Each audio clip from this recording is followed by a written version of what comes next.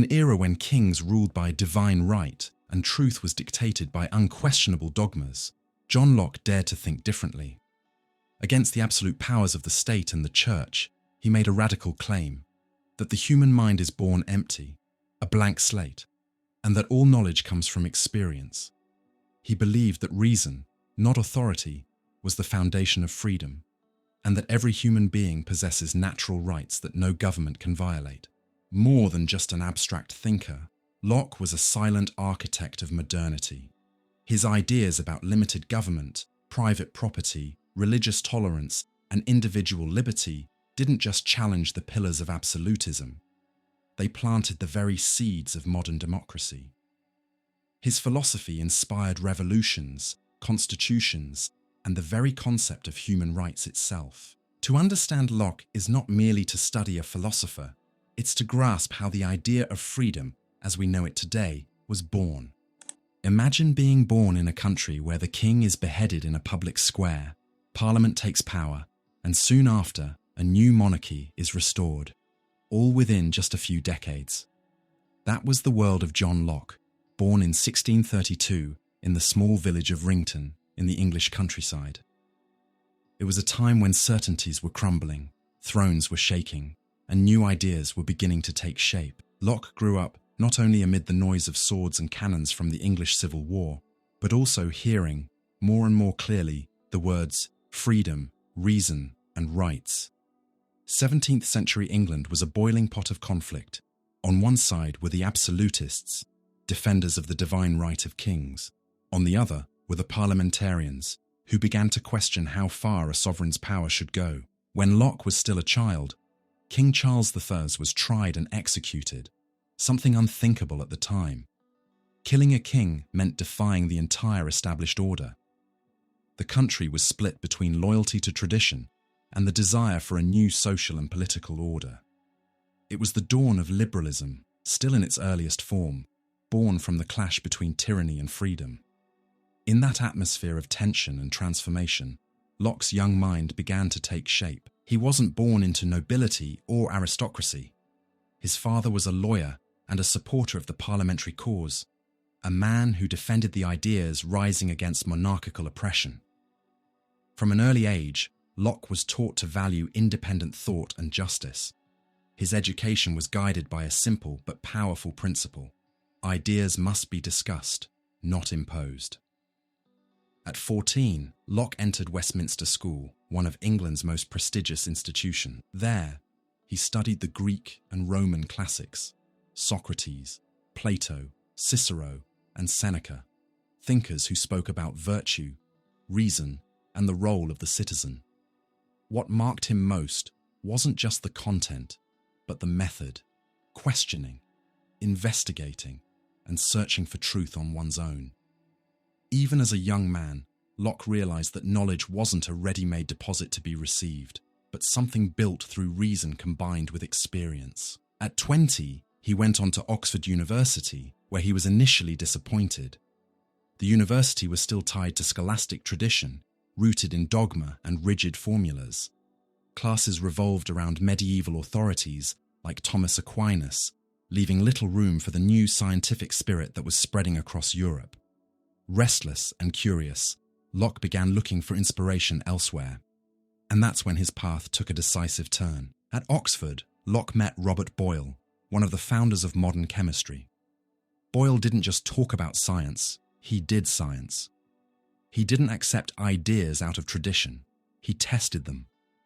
Influenced by this experimental mindset, Locke embraced empirical science, where knowledge is built from observation, sensory experience, and rational critique. This contact would be fundamental to the development of his philosophical empiricism. But Locke didn't just engage with scientists. He was also deeply interested in the ideas of René Descartes, the French philosopher, who argued that reason was the path to true knowledge. Although Locke would later criticize Descartes' notion of innate ideas, he inherited from him the belief in reason as a tool for investigation. This led Locke to chart his own course, to trust neither the authority of tradition nor pure intuition, but the balance between reason and experience. During the 1660s, Locke expanded his intellectual and political influence. He worked as a physician and personal secretary to Anthony Ashley Cooper, the future Earl of Shaftesbury, a powerful politician who defended religious tolerance and parliamentary rights. Through this position, Locke was drawn directly into England's most important political debates. He was no longer just an observer, he became a participant behind the scenes of power, witnessing firsthand the struggles between king and parliament, faith and reason, tradition and reform. But Locke's life wasn't all study and politics. In 1683, after the monarchy was restored and its opponents persecuted, he was forced to flee to the Netherlands, where he lived in exile for several years. During this time, he matured his great political work, the Second Treatise of Government, and deepened his reflections on liberty, property, and the legitimate role of the state. When he returned to England in 1689, after the Glorious Revolution, the nation had transformed. The king now ruled under constitutional limits, and Parliament held real power. That bloodless revolution, which deposed an absolutist monarch and established a constitutional monarchy, seemed like the living embodiment of Locke's philosophy. England had become proof that freedom and order, reason and tradition could coexist. In this new world, Locke's ideas weren't just accepted, they were essential. Throughout his life, Locke built a philosophy shaped by the history he lived. He didn't write in abstractions. He responded to real problems. How can we guarantee freedom without chaos? How do we build a legitimate government? Where does knowledge come from? What does it mean to be free? These weren't theoretical questions, but reflections born from the political and philosophical battles of his age, and he faced them with intellectual courage and historical awareness. Locke's education, then, was more than a series of studies. It was a fusion of thought and experience, of reflection and action. From his childhood amid civil conflict to his maturity influencing the direction of a nation, Locke walked the path of a thinker who never separated theory from reality. His legacy begins here, in the story of a man who lived through crisis and change, and used those experiences to imagine a new kind of society. Locke's philosophy didn't emerge from an ivory tower, detached from real life. It was forged at the intersection of science, politics, and reason. His time at Oxford was both a beginning and a breaking point. The university still breathed the air of medieval scholasticism. Rigid teaching based on ancient authorities like Aristotle and Aquinas, where knowledge was treated as something revealed, to be accepted, not questioned. Even as a young man, Locke had a restless mind. He respected classical tradition, but felt it needed transformation. His thirst to understand the world wasn't satisfied by abstract formulas or closed doctrines. He wanted to go beyond repetition and into observation. And that's when a meeting changed the course of Western thought forever. His encounter with Robert Boyle, the pioneer of experimental science. Boyle represented a new era, one of investigation, doubt, and the search for natural laws through experience and testing. Working alongside Boyle, Locke didn't just read about science, he practiced it. He watched matter transform in the lab. He saw hypotheses confirmed or refuted through careful observation. Science was no longer speculation, it was experiment guided by reason. This experience shaped Locke's worldview. Knowledge, he concluded, couldn't come from abstract ideas or inborn truths. It had to come from real experience, just as Boyle's discoveries did. Inspired by this, Locke built his philosophy on a new foundation: empiricism, the belief that all human knowledge begins with experience. Yet Locke also engaged deeply with Descartes, whose method of radical doubt, "I think, therefore I am," had shaken Europe. Descartes believed reason alone could reach universal truths. Locke admired that confidence, but rejected the idea that the mind was born with pre-made knowledge. For him, there were no innate ideas, not of God, morality, or mathematics. The mind was a blank slate, tabula rasa, that experience slowly filled. This was a revolutionary idea. Denying innate truths meant questioning the authority of religious and political institutions that claimed to hold eternal wisdom. For Locke, We aren't born knowing justice, freedom, or even God. We learn these through life and experience. His masterpiece, An Essay Concerning Human Understanding, 1690, mapped out how the human mind works, how we form ideas, beliefs, and knowledge. He explained that all ideas come from experience, divided into two sources: sensation, what we perceive through our senses, sight, hearing, touch, and reflection, how we observe our own mind thinking, doubting, remembering, choosing. This marked the birth of modern empiricism. For Locke, there is no knowledge without sensory data. Reason, though essential, doesn't create truth by itself. It organizes and interprets experience. It's like an architect who can't build without bricks. The plan is reason, but the materials come from experience. Without experience, reason is empty. Here lies Locke's brilliance, combining the rational spirit of philosophy with the practical mind of modern science. He didn't reject reason, he refined it. He placed it in harmony with experience rather than above it. That mix of intellectual humility and rational confidence changed philosophy forever and made it deeply human. Locke believed that by understanding how knowledge works, humanity could avoid the dogmas and fanaticism that darkened so much of history. If our ideas come from experience, they can be limited and fallible, which means we must remain open, humble, and willing to listen. This philosophy also had profound political consequences. If no one is born with innate ideas, then no one is born with innate authority over others. Power cannot rest on divine right or blind tradition. It must be grounded in reason and collective experience. Locke's theory of knowledge and his theory of politics are two sides of the same coin. Both demand real, rational foundations. The empiricism of Locke was both a product of modern science and a rebellion against religious and political authoritarianism. By seeking solid ground for knowledge, he laid the groundwork for a world where freedom is based on argument, not dogma, on evidence, not command. And that's the beauty of Locke's philosophy. It invites us to trust experience without abandoning reason, to think, but also to observe, to doubt, but not to despair. He reminds us that we don't need absolute truths to live with dignity. We need open, critical, and curious mind. Even today, surrounded by endless information and competing truths, Locke's message remains vital. Learn to think for yourself. Observe, question, reflect.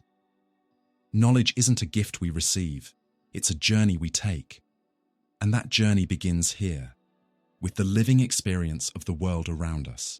17th century England was a nation in turmoil, not only politically, but intellectually.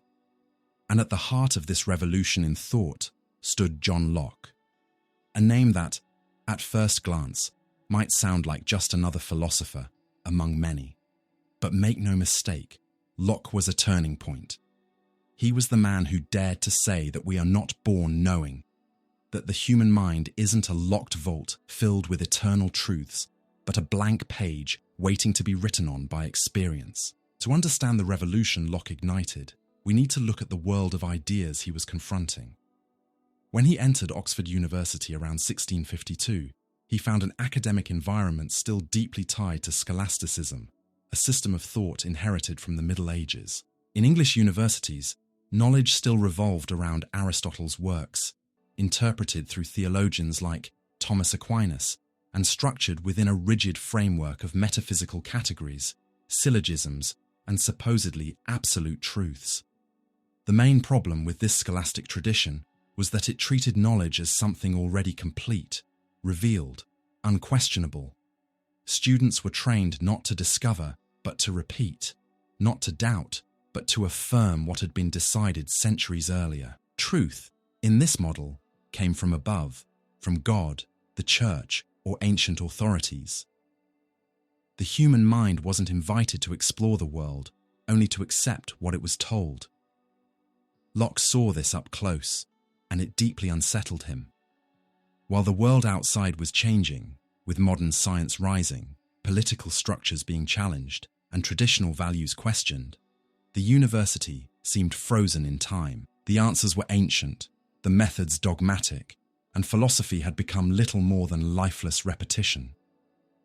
In that stale atmosphere, Locke began to shape his quiet but powerful rebellion, one that would transform the way humanity understood knowledge itself. By breaking away from scholasticism, Locke didn't just challenge what was being taught, he challenged how knowledge was understood. He began to see learning not as something passed down vertically from master to disciple, but as something built horizontally, through contact with the world. And that demanded a new method, one already emerging outside the old universities, in the experiments of scientists, in laboratories, and in direct observation of nature. Here again, Robert Boyle's influence was decisive. Boyle, one of the founders of modern science, became a key figure in Locke's intellectual life. Boyle didn't accept ready-made explanations. He tested hypotheses, observed reactions, measured results, compared data, and, most importantly, refused to rely on authority. He wanted to hear nature speak for itself. This scientific attitude, grounded in empirical experience, became the model for the new philosophy Locke was beginning to shape. But scholasticism wasn't Locke's only opponent. He also engaged and disagreed with continental rationalists like René Descartes, who argued that certain truths were innate and that reason alone could produce universal knowledge. Locke respected Descartes, admired his clarity and his courage to doubt, but saw danger in his method. The danger of building castles of ideas disconnected from real, sensory experience. Locke proposed something new and revolutionary, that all human knowledge has a concrete, observable origin. It comes from experience, and experience alone. The human mind brings nothing with it at birth. There are no ideas stamped on us by nature. Everything we think, believe, or know is built from what we see, hear, touch, and feel. From these impressions, the mind goes to work, comparing, organizing, reflecting, remembering. But the raw material always comes from the world. This thesis sounded simple, but it shattered centuries of tradition. By saying that the mind is a blank slate, a tabula rasa, Locke was not only rejecting rationalism, but also challenging the idea that truths such as morality or the existence of God were pre-written in the soul. For Locke, even these ideas were learned, formed through experience and later reflection. The impact of this view went far beyond philosophy. If there are no innate ideas, then no one is born with a guaranteed truth. This deeply undermined the intellectual and religious authoritarianism of his age. The power to teach, indoctrinate, and impose beliefs based on natural truths or divine laws began to crumble. By grounding knowledge in individual experience, Locke opened space for freedom of thought, tolerance, and intellectual pluralism. And it took courage to say this. Challenging scholasticism meant challenging the very foundations of universities, theology, and England's intellectual establishment. Locke didn't shout or burn books, but with his ideas, he shook the pillars of traditional thought. His weapon was reason, his shield, experience. When Locke published his essay concerning human understanding in 1690, he wasn't just presenting a new theory of knowledge. He was building a new worldview, one where knowledge was dynamic, open, and accessible to all, where authority came not from the past, but from our ability to observe, reflect, and learn from the present. In his own time, Locke's ideas were bold, even dangerous, but today they sound almost obvious. The belief that we learn from experience, that knowledge is built, that we should question dogma. These ideas are so embedded in modern thought that we forget they were once heresy, and it was Locke who made them possible. So when we talk about empiricism as the foundation of knowledge, we're not just referring to a philosophical theory. We're talking about a revolution in how human beings relate to truth itself. Locke pulled us out of the cave of authority and taught us to look at the world with our own eyes, to feel with our own senses, and to think with our own reason. And maybe that's his greatest lesson. Knowledge isn't a gift reserved for a chosen few. It's within reach of anyone willing to observe, reflect, and learn. Locke taught that truth isn't only in old books, but also in the simplest moments of daily life. You just have to know how to look. When you were born, what existed in your mind? No formed ideas, no beliefs, no notions of justice, time, or beauty. For Locke, you came into the world as a blank slate, and the world, with all its colours, sounds, touches, pains, and sensations, began to write upon it. With that simple yet revolutionary claim, Locke didn't just change philosophy, he forever changed how we understand human knowledge. This idea lies at the heart of his masterpiece, an essay concerning human understanding, 1690. In it, Locke set out to investigate the origin, limits, and validity of knowledge, and he began with a simple question: where do our ideas come from? The dominant answer of his time was, from within. Many thinkers, especially rationalists like Descartes, believed that certain ideas were innate, written in our minds from birth. These included notions of infinity, perfection, morality, God, and mathematics, ideas supposedly implanted by nature or by God himself. Locke firmly rejected this. If innate ideas really existed, he argued, then everyone would share them, regardless of culture, education, or experience.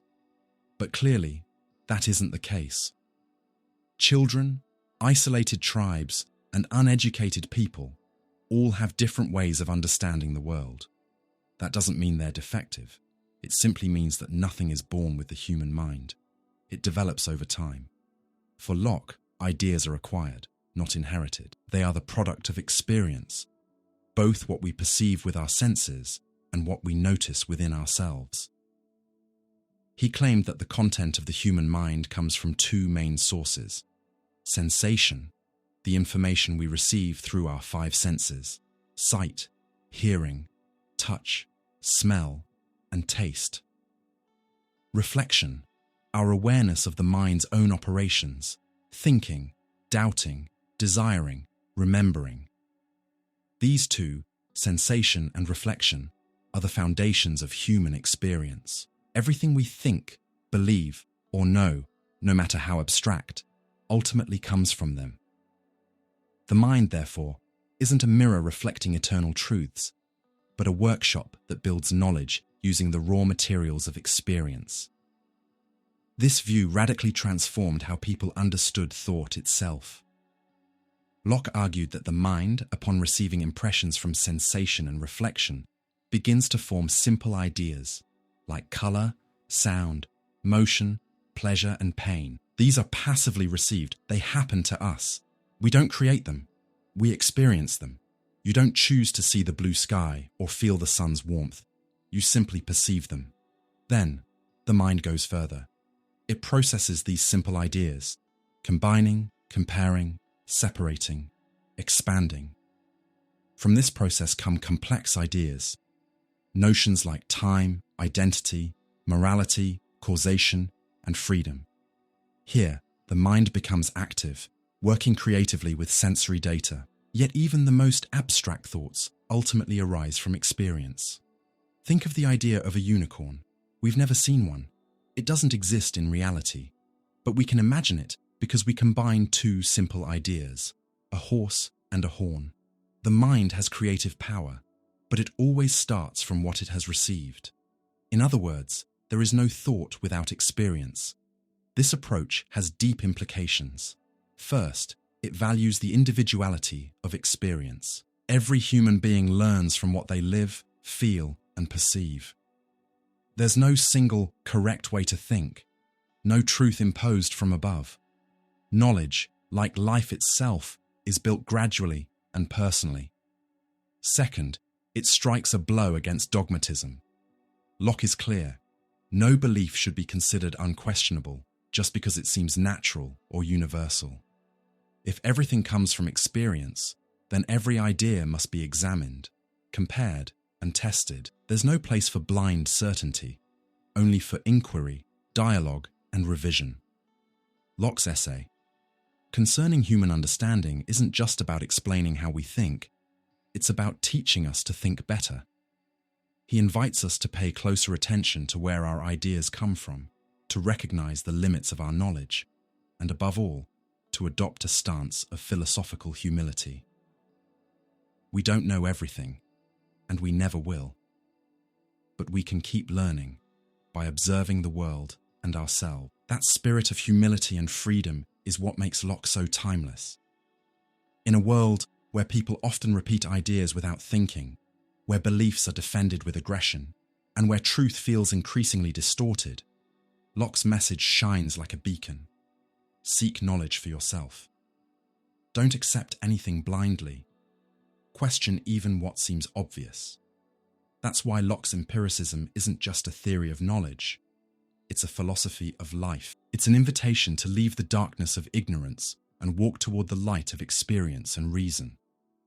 It's no wonder his ideas inspired Enlightenment thinkers like Voltaire and Rousseau, and paved the way for Hume and John Stuart Mill. His philosophy helped shape modern science, liberal politics, and even the core values of today's democracies. By claiming that all knowledge comes from sensory experience, Locke placed the responsibility of knowing in our own hands. We are no longer passive recipients of eternal truths. We are active participants in understanding our world. And maybe that's the greatest freedom of all, the freedom to think for yourself. In an age of dogma, absolute monarchies, and unquestioned authority, Locke wrote a philosophy that empowered ordinary people. He was, in essence, saying, you can know, you can understand, you can think, as long as you observe, reflect, and learn from experience. So the next time you look at the world, remember Locke. Remember that everything you think began, at some point, with something you experienced. Every idea you have carries within it a story, a sight, a sound, a memory, a feeling. And you? Have you ever thought about how your own ideas were formed? What in you came from the world around you? And what have you built from it? Imagine a world where people believe that certain knowledge is born within them, that inside the human mind, from the very first moment of life, there exists a collection of universal truths, ideas of God, morality, and logic, planted like unshakable seeds of reason. For centuries, this belief dominated philosophy and religion alike. It was defended by theologians, philosophers, and the most powerful institutions in Europe. And for a long time, no one dared to question it. Then came a thinker who refused to simply repeat what he had been taught. He chose instead to look around, observe the world, listen to his own experience, and say, no, we are not born knowing. Everything we know, we learn by living. That man was John Locke, and his critique of innate ideas was one of the boldest breaks in modern philosophy. To understand this critique, we must go back to the 17th century, one of the most intellectually transformative periods in European history. Locke was born in 1632, in an England torn by religious conflicts, civil wars, and political struggles. Yet at the same time, a silent revolution was taking shape, the scientific revolution. For centuries, human thought had been dominated by religious and philosophical authority, especially that inherited from medieval scholasticism. The doctrine of innate ideas belonged to that world. According to it, certain truths were implanted in every human being from birth, independent of culture, education, or experience. These ideas were said to be planted by God, or engraved by nature itself. Absolute and universal truths. That was how people explained concepts like justice, the existence of God, or the distinction between good and evil. The belief in innate ideas was more than a philosophical view. It was the foundation of an entire system of authority. If some truths are inborn, then they don't need to be discussed or questioned. They simply are. Humanity's role was only to recognize and obey them. But that worldview began to crumble with the rise of modern science, which replaced dogma with empirical investigation. Locke was deeply influenced by this new scientific spirit, especially by Robert Boyle, the father of modern chemistry, and other members of the Royal Society. the centre of experimental science in England. Boyle didn't seek truth in old texts, but in experiments, in glass tubes, in chemical reactions, in the careful observation of nature. It was the birth of a new mentality. Stop accepting truths. Start testing them. That was the intellectual soil from which Locke's critique of innate ideas grew. Inspired by the experimental method, he decided to apply the same skepticism and testing to philosophy. Instead of accepting that ideas were naturally written in the human mind, he asked, where's the evidence? If these ideas are truly inborn, why don't all people recognize them? Why do children, indigenous peoples, and entire cultures have such different concepts of God, morality, and logic? The answer for Locke was simple. These ideas are not innate. They are acquired. Believing otherwise, he said, was a dangerous superstition, one that served only to preserve dogmatism and protect institutions afraid of being questioned. At the time, this was a shocking position. To say that humans were born without innate ideas sounded like an attack on religion, tradition, and even morality itself. Many feared that without inborn principles, people would be lost, without direction or moral foundation. But Locke wasn't rejecting morality or religion.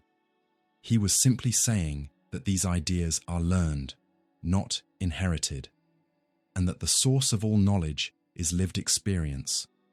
Locke clearly saw the dangers of a world that accepted innate truths without question.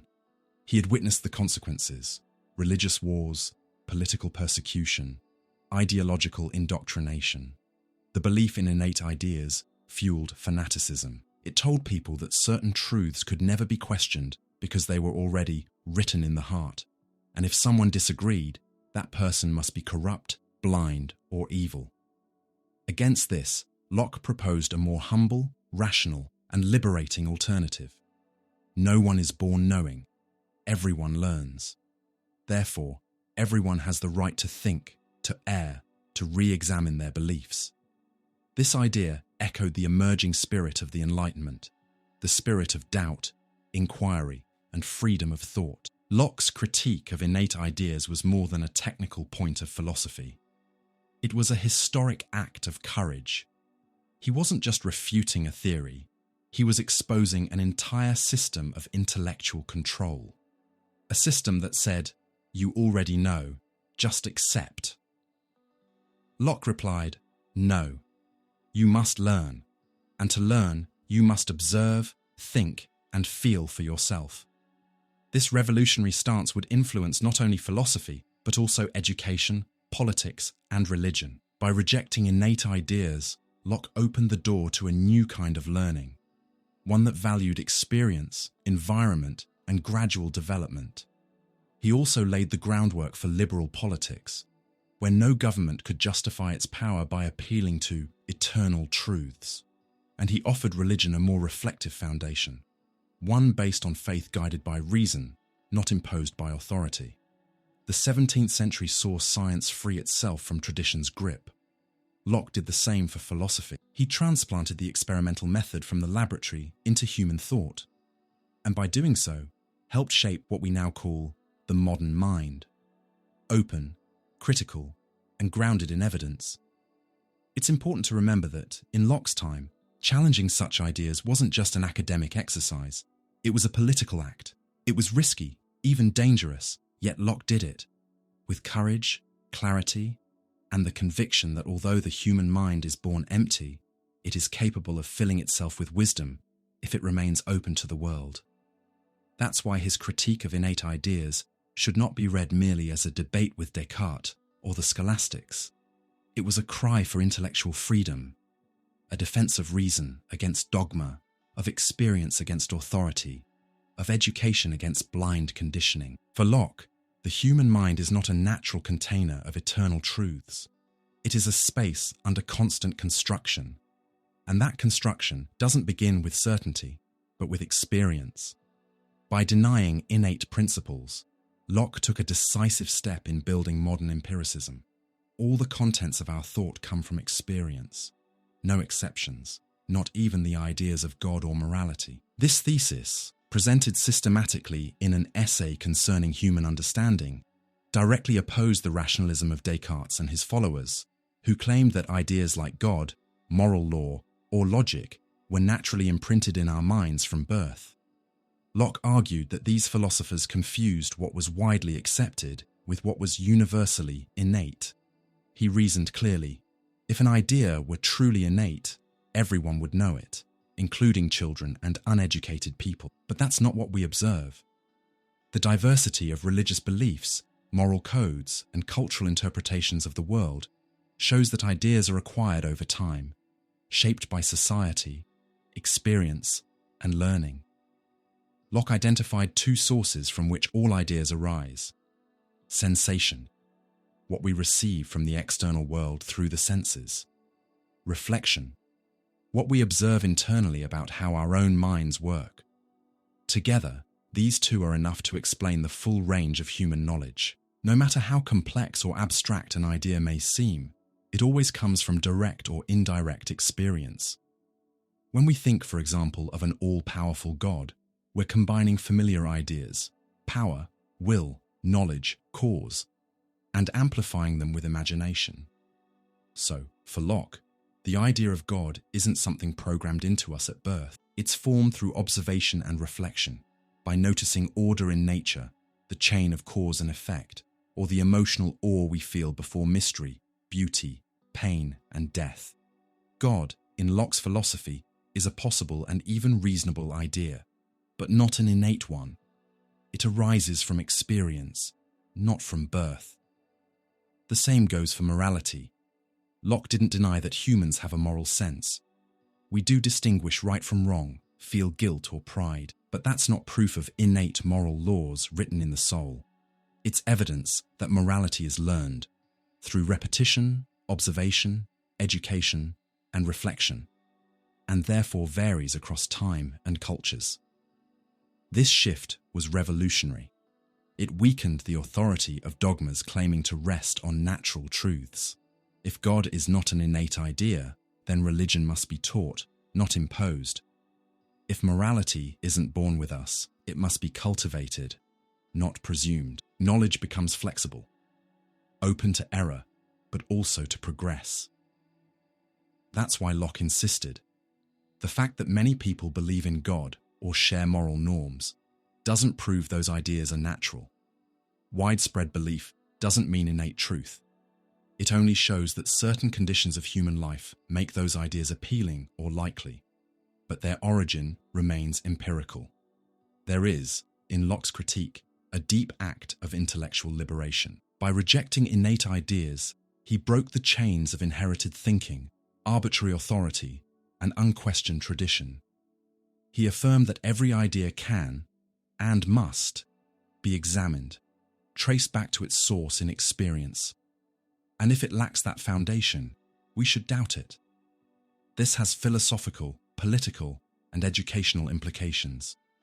In philosophy, knowledge must be tested, compared, and analyzed, not accepted as dogma. In politics, no authority can justify itself using natural truths that can't be discussed.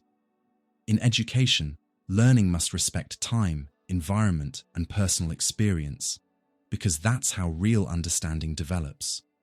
By rejecting innate ideas, Locke made knowledge accessible and democratic. If we're all born without ideas, then we all share the same potential to learn. There are no naturally superior minds, only different experiences and opportunities. This idea became central to the liberal and egalitarian ideals of the modern world. Locke's critique of innate ideas, therefore, is more than an epistemological thesis. It's a vision of life. It's a bet on reason, sensitivity, and learning as the true paths to knowledge. Locke was saying, we don't need pre-packaged truths to live well. We need reflection and real experience.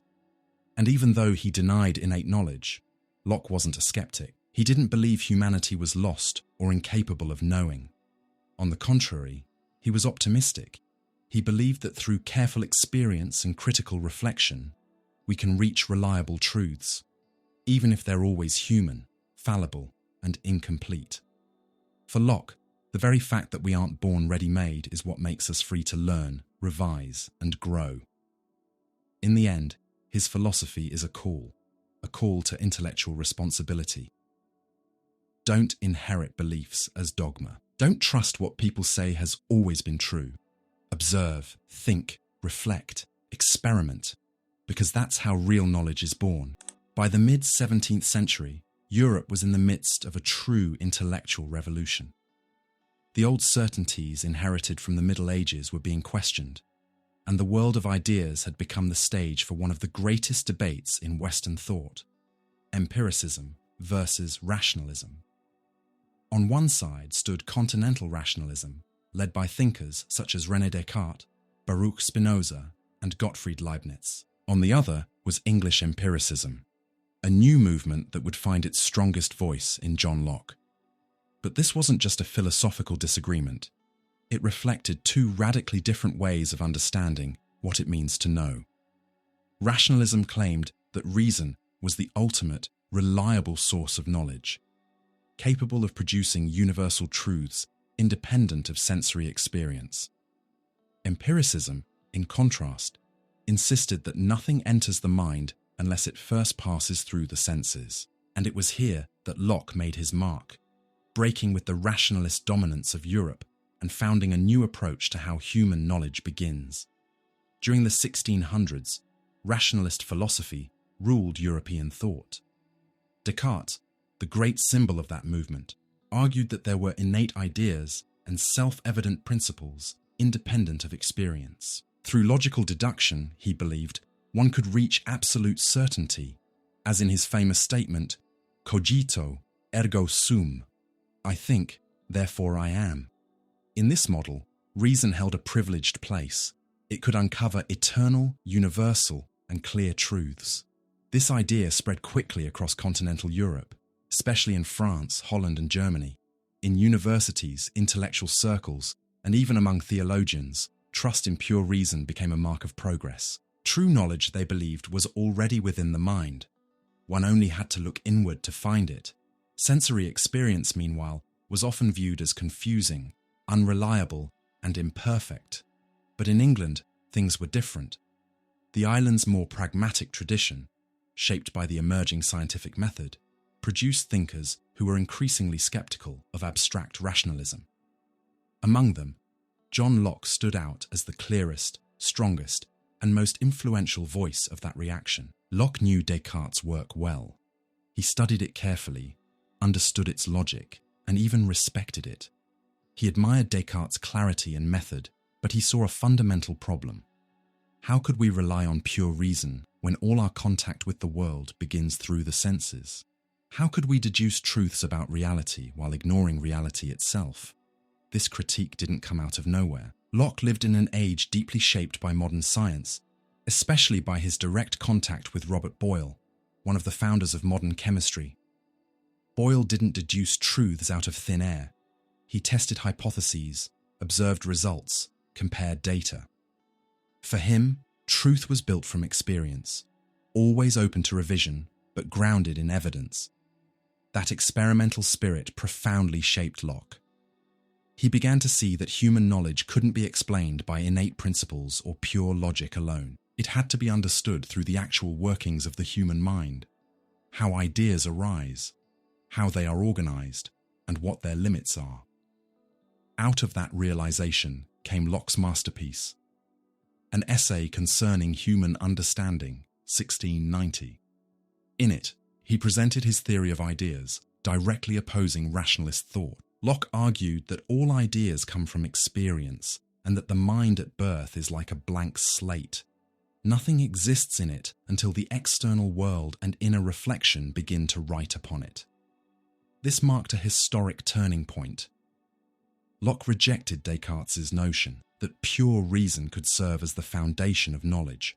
For him, reason could only operate on materials supplied by experience. He reversed the direction of philosophy. Instead of beginning with innate principles, he began with the world, with sensory impressions and observation.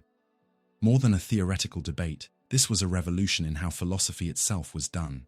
Rationalism, by exalting pure reason, often drifted away from the real world, building perfect systems and absolute truths. Locke's empiricism embraced uncertainty, human limitation, and the idea of knowledge as something grounded in common experience, open to everyone and always subject to revision. The consequences were enormous. With Locke, philosophy became less about constructing abstract systems and more about analyzing the human mind, its origins, its limits, and its capacity to know. Instead of asking what is being, as ancient metaphysics had done, Locke asked, what is the human mind capable of knowing, and how does it acquire that knowledge? That question reshaped modern thought.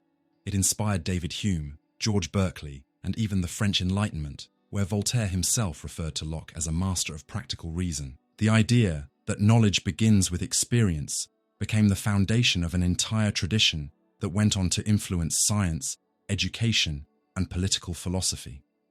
It's important to note that Locke's break with rationalism wasn't just philosophical, it was historical.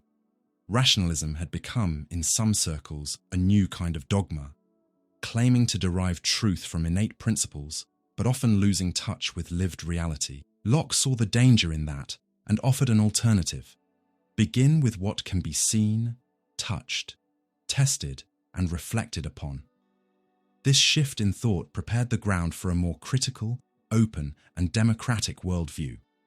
By rejecting rationalist dogmatism, Locke invited philosophy to reconcile itself with life, with experience itself. His theory of ideas, though deeply philosophical, was born from this historical moment, a weariness with closed systems, and a hunger for thought rooted in real life. For Locke, thinking wasn't enough. One must observe. Reason wasn't enough. One must feel.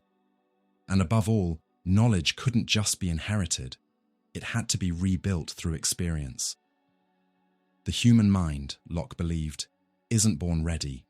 It's born open. That conviction lies at the heart of his philosophy. But if the mind starts as a blank slate, how do we form such complex concepts as justice, freedom, religion, mathematics, or imagination? For Locke, the answer lies in understanding how ideas enter the mind and how the mind works with them. That's the foundation of his theory of ideas, one of the pillars of modern empiricism. And at the center of this theory is his distinction between simple ideas and complex ideas. Simple ideas, the building blocks of thought. Simple ideas are like the atoms of the mind, the basic impressions we receive from the outer world or from our own internal experience. According to Locke, these ideas enter our minds passively through two sources: sensation, data from the five senses, sight, sound, touch, taste, smell; reflection, our awareness of the mind's own activity, thinking, remembering, doubting, desiring, feeling pleasure or pain. The mind doesn't create these ideas, it receives them. They're immediate, indivisible, and cannot be broken down further. For example, the ideas of blue, warmth, sweetness, movement, pain, or desire, all are simple ideas. You can't explain blue to someone who's never seen color, or the taste of sweet to someone who's never tasted sugar.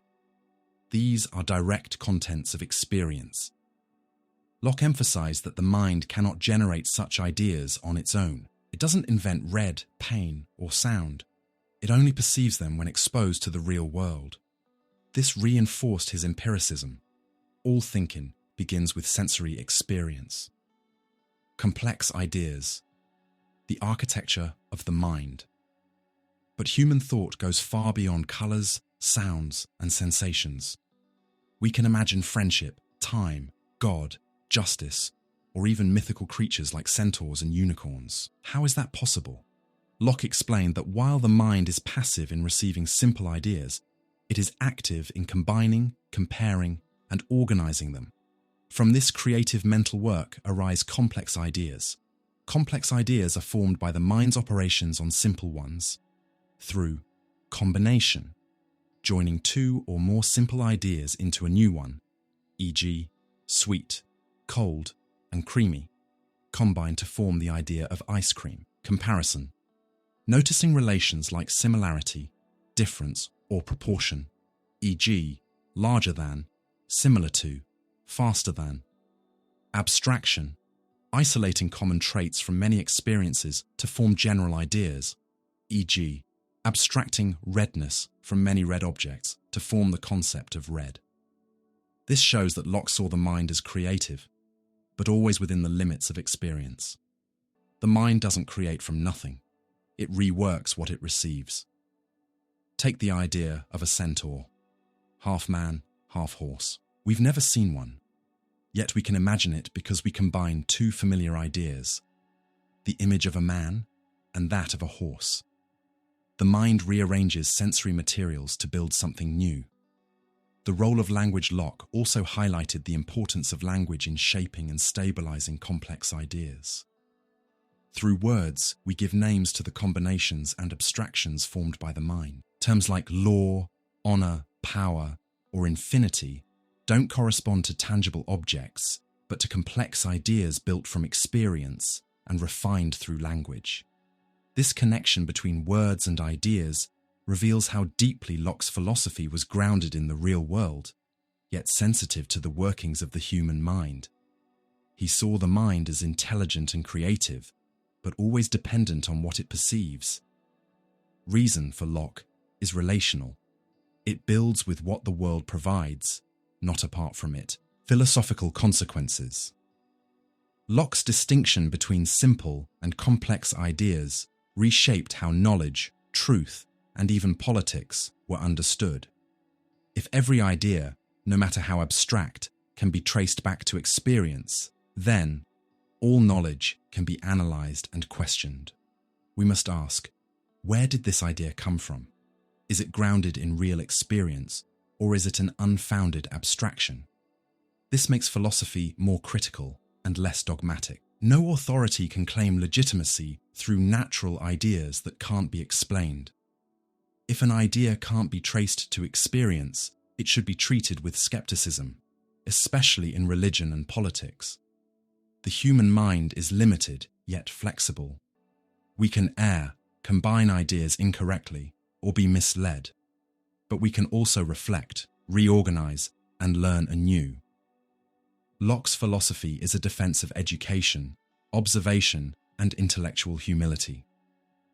Locke offered a vision of knowledge that is profoundly human. He didn't see the mind as a mirror of eternal truth or a vessel of sacred ideas. To him, thinking is work that begins in experience, grows through reflection, and advances by comparing, combining, and abstracting. By distinguishing between simple and complex ideas, Locke built a realistic theory of knowledge, faithful to lived experience but capable of explaining moral, political, scientific, and even religious thought. He showed that we don't need innate ideas to understand the world. We just need attention, perception, and reason working together with what life gives us.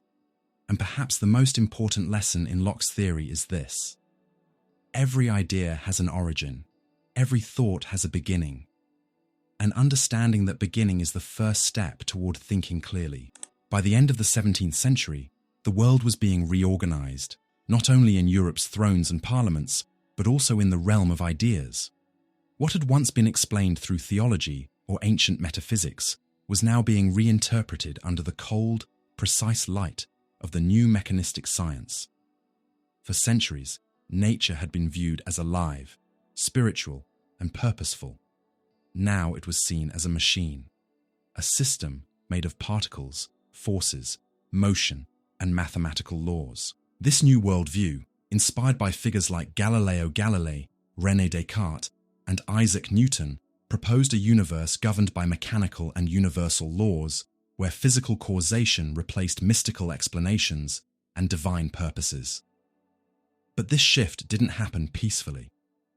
It created a tension between two worlds: the traditional metaphysical one, rooted in Aristotelian and scholastic philosophy, and the new scientific one, founded on observation, experimentation, and mathematics. Standing at the crossroads of these two worlds was John Locke, who attempted something few dared: to reconcile them, to unite metaphysics and modern science without fully abandoning either. Locke wasn't a physicist, but he followed the rise of modern physics closely. He interacted with Robert Boyle, who taught him to value experimentation. He witnessed Newton's discoveries reshaping humanity's understanding of space, time, and gravity. Yet, at the same time, Locke was deeply immersed in the philosophical tradition that sought to understand being, substance, and essence. For Locke, the great question was this: how can we truly know the world if we only have access to appearances? How can we understand reality in a time when science claimed that colors, sounds, smells, and even solidity itself are not qualities of objects, but effects they produce in our senses? Modern physics had begun to describe objects as collections of particles in motion. Color, taste, and sound were now seen as secondary effects, results of interactions between the physical world and our perception of it. This distinction between what belongs to the object and what belongs to the observer marked a radical shift in how reality was understood. Locke, aware of this new context, realized he couldn't simply repeat the old categories. Traditional metaphysics, based on essential forms and inherent qualities, could no longer explain a world where physics spoke in terms of motion, pressure, and invisible forces. Yet he also knew he couldn't abandon the fundamental philosophical questions. What is substance? What are qualities?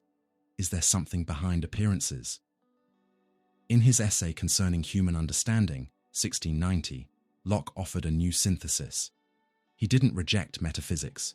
He revised it in light of modern science. His key innovation was the distinction between primary qualities and secondary qualities, a conceptual bridge between philosophy and science. This wasn't just a theoretical move, it was a historical one. Locke was trying to keep philosophy relevant in a world increasingly shaped by science. His message was simple: if the world is changing, philosophy must change too. But it doesn't have to destroy itself in the process.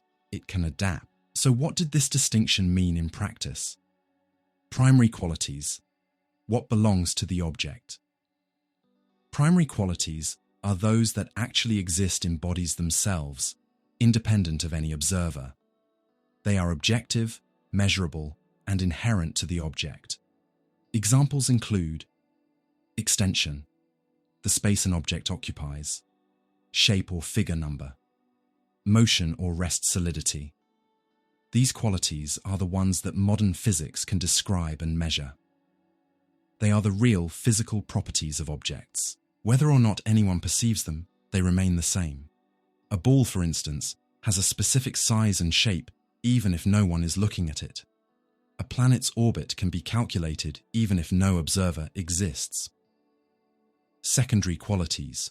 What belongs to perception? Secondary qualities, on the other hand, do not exist in the objects themselves. They arise from the interaction between an object's primary qualities and our senses. They are subjective, variable, and dependent on the observer. Examples include color, sound, taste, smell, temperature sensations, warmth, coldness. When we see a red apple, the redness isn't literally in the apple, according to Locke.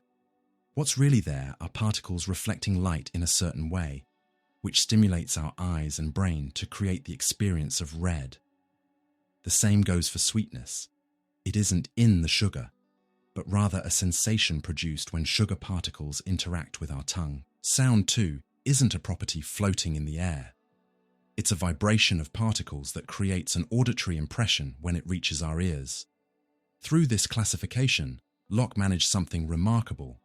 He reconciled scientific realism with philosophical reflection. He accepted that the physical world is made of particles in motion, but he also acknowledged that our experience of that world is filtered, interpreted, and limited by our senses. We never perceive objects as they are, only as they appear to us. The question of substance Locke didn't deny the existence of substance, but he was cautious about defining it. He admitted that we have no clear idea of what substance actually is. We only know that there must be something underlying the qualities of things, a kind of support or I know not what, that holds all properties together. We call that something substance. but we can't fully comprehend it. Here, Locke remains faithful to metaphysical tradition. He keeps the notion of a real substratum, but rejects any claim to know its essence. This honesty, this epistemic humility, became a hallmark of modern thought. Locke's approach was a balancing act. He wanted to respect the discoveries of the new mechanistic science while preserving the philosophical inquiry into being and reality. He refused both the dogmatism of science and the rigidity of scholasticism. Instead, he sought a middle path, realistic, rational, and self-aware. Why this matters: Locke's distinction between primary and secondary qualities was more than a technical classification. It reshaped how we think about perception, subjectivity, and truth. It suggested that our experience of the world is always mediated, never a direct window into reality. This means there are limits to sensory knowledge. What we perceive doesn't always correspond perfectly to objective reality. This calls for critical awareness of our senses and their boundaries. It grounds the scientific method. By focusing on measurable, stable properties, primary qualities, science can study the world beyond subjective perception. Locke helped give philosophical foundation to this modern scientific ideal. It revolutionized epistemology. By distinguishing between what's out there and what's in us, Locke opened the door to later investigations of the mind, from Berkeley and Hume to Kant and beyond. He made philosophers ask not only what is real, but also how we come to know it. Locke thus presented a new vision of perception. The mind is not a mirror reflecting reality, but a bridge connecting us to it. We can know the world, but always through the lenses of our senses, our language, and our mind. This insight remains deeply relevant today.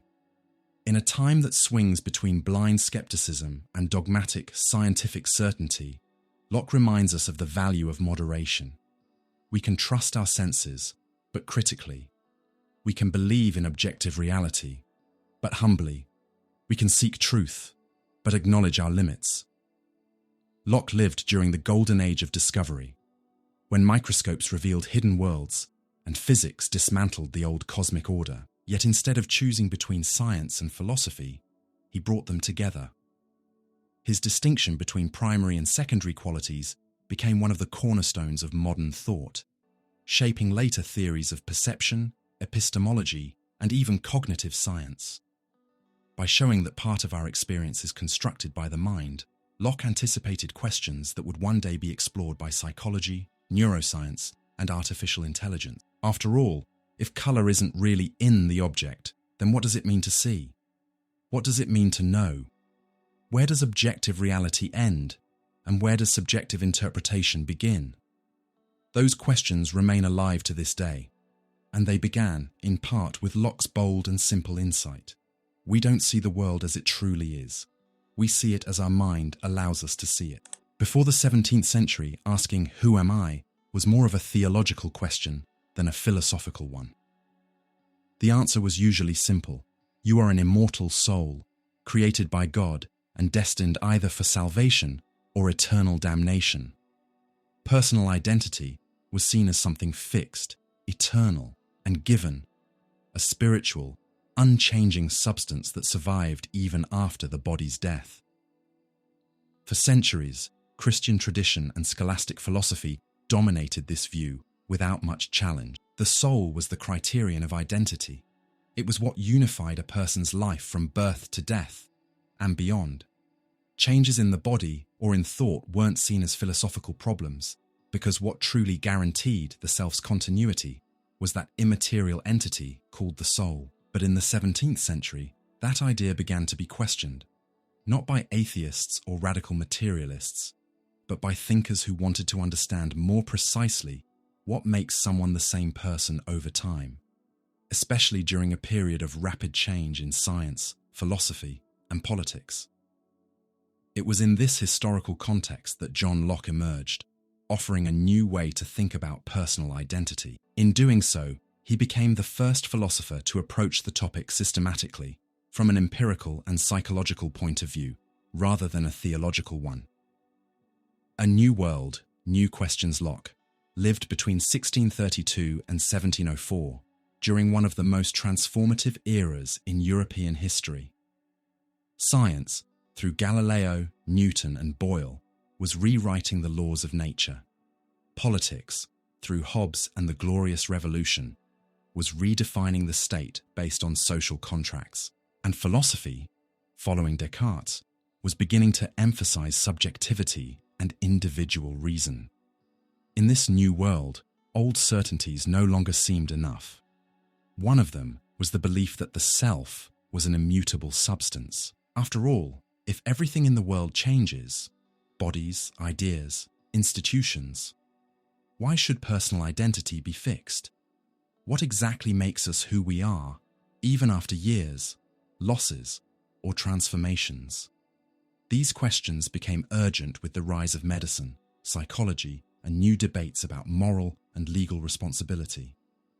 Modern society was starting to demand clearer definitions of what it meant to be a person. Was the person who committed a crime yesterday the same if they no longer remember it today? What makes us the same individual through time? Before Locke, few philosophers faced these issues head-on. Augustine of Hippo had reflected on time and memory in the 4th century, but within a theological framework, the self as something bound to God. Later, Thomas Aquinas deepened this view, the rational, immortal soul unified identity. But again, this was a God-centered explanation. In modern philosophy, Descartes brought attention to consciousness with his "I think, therefore I am." But even for him, identity rested on the thinking soul, res cogitans, an immaterial, permanent substance. He didn't ask how the self persists through time or how memory contributes to that persistence. Into this conceptual gap stepped John Locke with clarity and courage. He realized that personal identity wasn't just a metaphysical curiosity, it was a practical question with moral, legal, and existential consequences. He approached it as an empiricist would, through experience and reason. Locke, the first to systematize personal identity. What made Locke so influential is that he was the first philosopher to treat personal identity as an independent problem. In an essay concerning human understanding, Book 2, he devoted an entire chapter to it, separating the question of identity from those of substance, soul, or essence. He asked, what makes someone the same person over time, even when the body changes, thoughts change, and even the soul, if it exists, might not guarantee continuity? The traditional answer, that the soul ensures identity, was, for Locke, unsatisfactory. First, because there's no empirical proof of an immaterial soul. And second, because what truly matters for personal identity is the continuity of consciousness, not the persistence of some invisible substance. This was a radical break from centuries of thought. Locke was saying that identity doesn't depend on what we are in essence, but on what we are aware of being. This led to his revolutionary claim, memory is the foundation of personal identity, shifting the center. From substance to consciousness, Locke began by distinguishing between three concepts often confused in earlier philosophy: the human body, the man, the biological and rational being, the person, the moral, conscious subject. For Locke, personal identity belongs to the third. What defines a person is not the body or the soul, but the continuity of consciousness. Consider this: the human body changes over time. Cells renew, appearance transforms. Yet we still consider someone the same person. So the body cannot be the ultimate basis of identity. Now think about the soul. Locke didn't deny its existence, but he pointed out a problem. If the soul survives after death but has no memory of its previous life, can it still be called the same person? If I don't remember who I was, in what sense am I still me? Locke's answer was clear. What makes us who we are is the continuity of consciousness. It doesn't matter if it's the same soul or a different body. If I'm aware of my past experiences, if I remember them as mine, then I'm the same person. Memory as the core of identity. Locke took this idea further. Memory is the true link that holds our identity together. It connects our conscious moments, unifying our experiences and giving our lives coherence. In other words, A person remains the same over time, insofar as they can remember themselves as the one who did or experienced certain things. Memory is the thread that stitches together the flow of consciousness. This means personal identity is psychological, not metaphysical. It's not about an eternal soul, but about an ongoing sequence of conscious experiences connected by memory.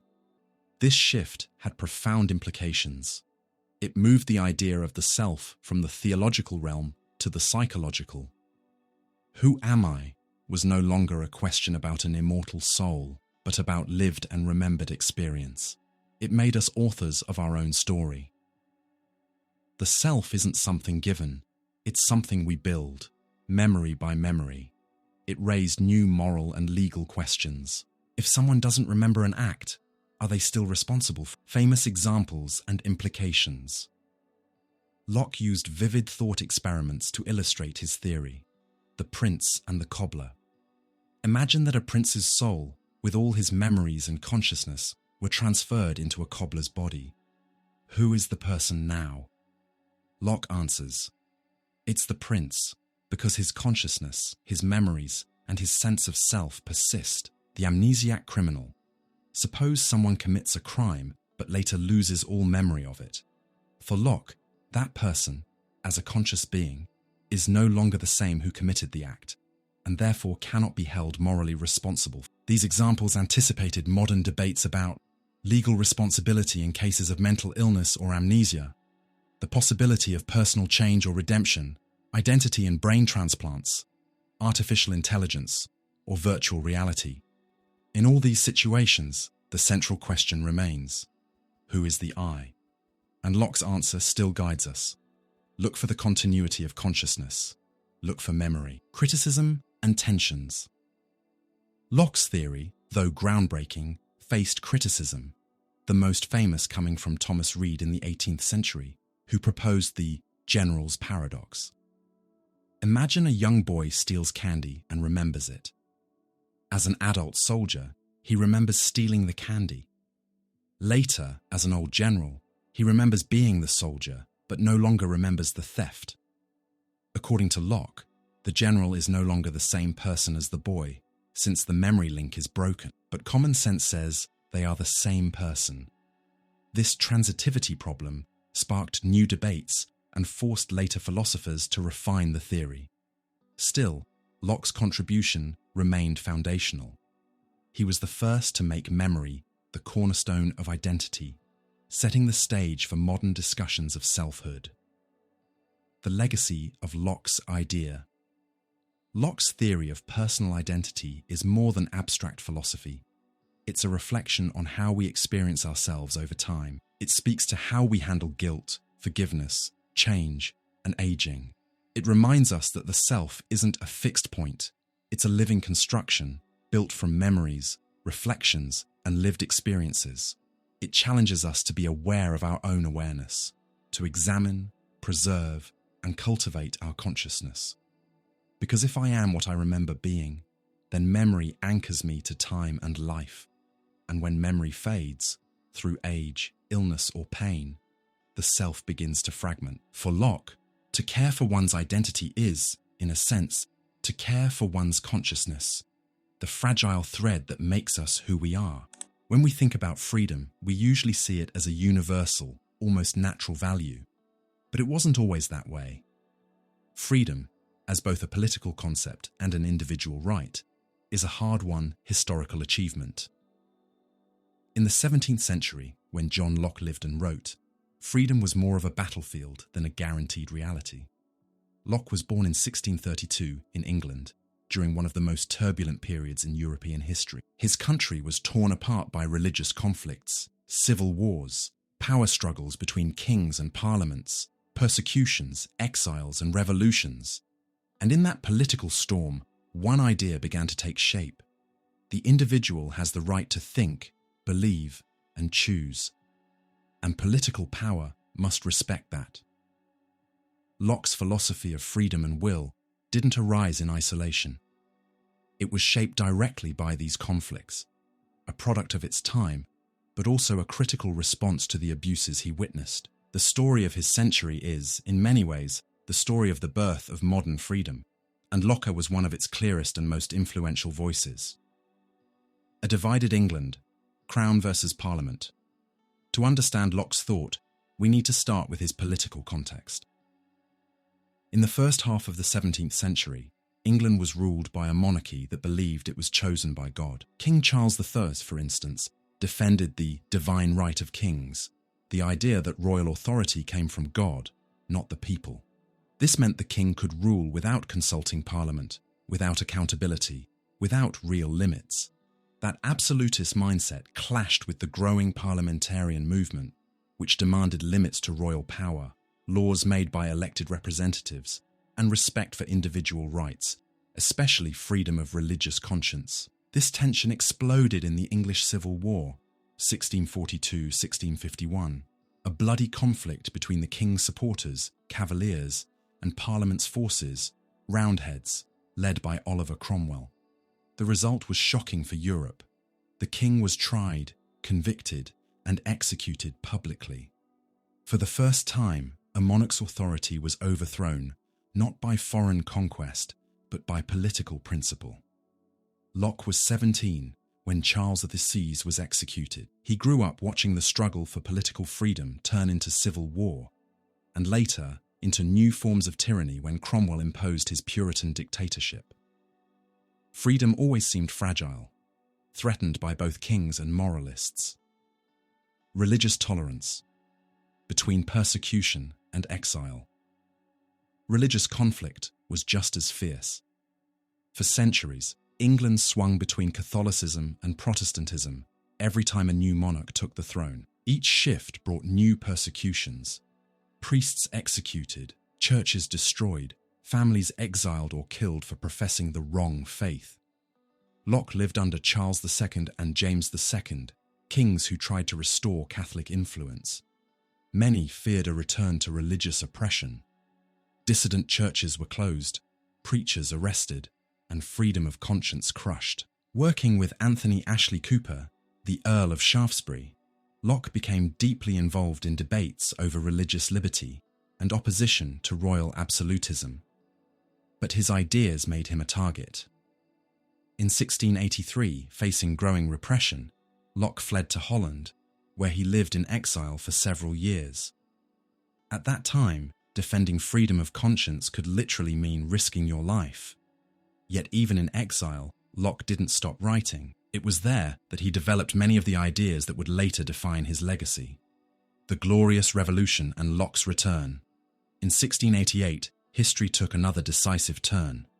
The Glorious Revolution overthrew King James II, replacing him with William of Orange, but under one condition. He had to accept a constitutional monarchy.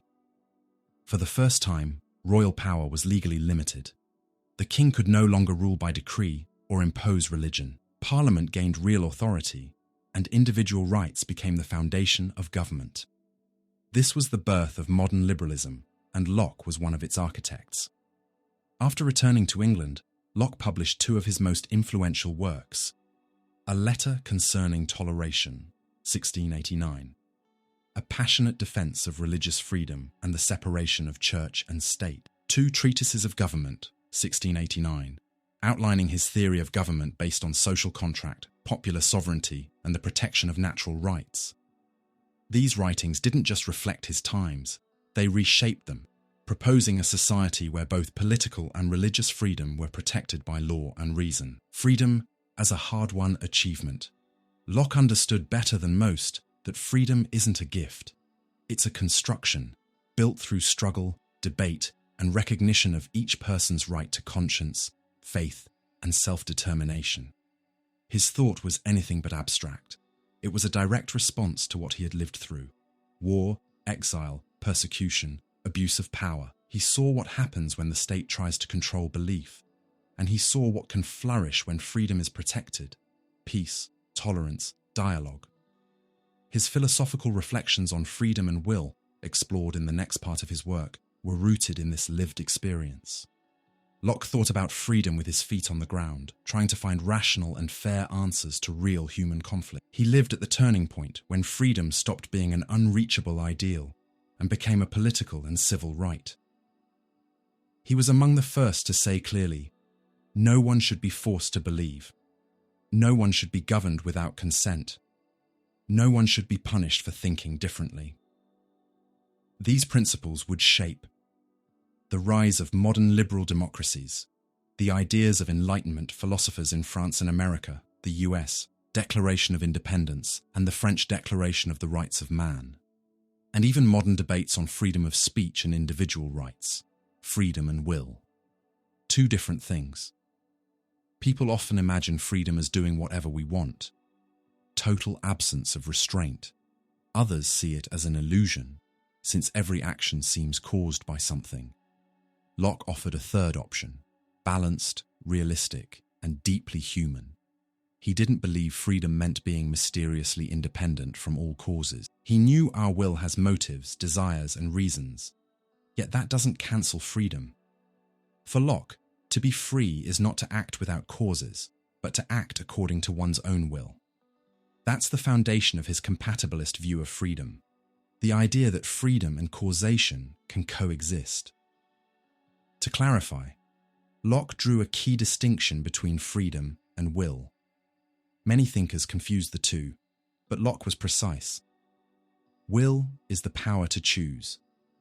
Freedom is the power to act, or not act, on that choice. In other words, freedom doesn't exist inside the decision itself. It exists in our ability to carry it out.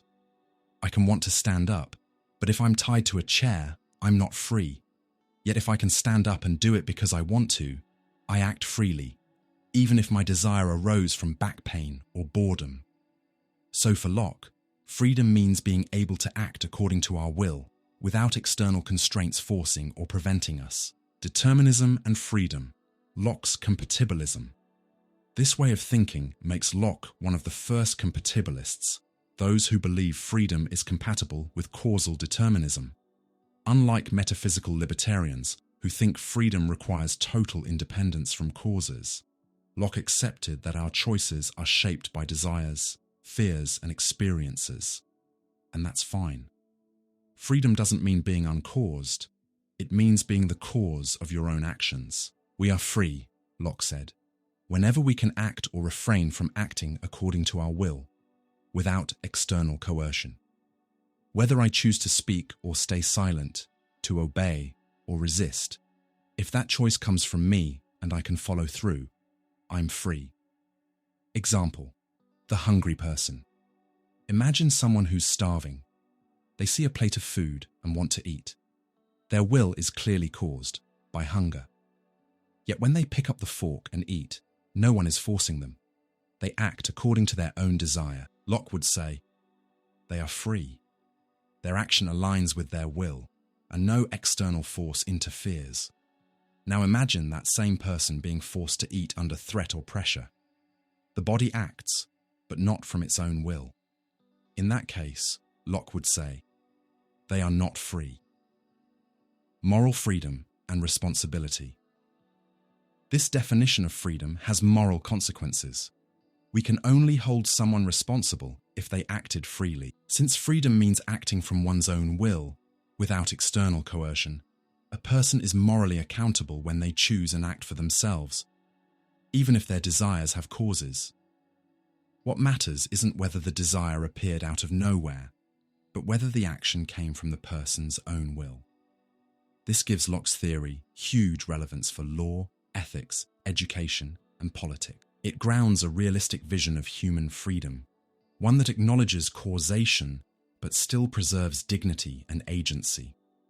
Internal and external freedom. Locke also distinguished two levels of freedom. Internal freedom, the ability to want and decide, the inner space where desires and choices are formed.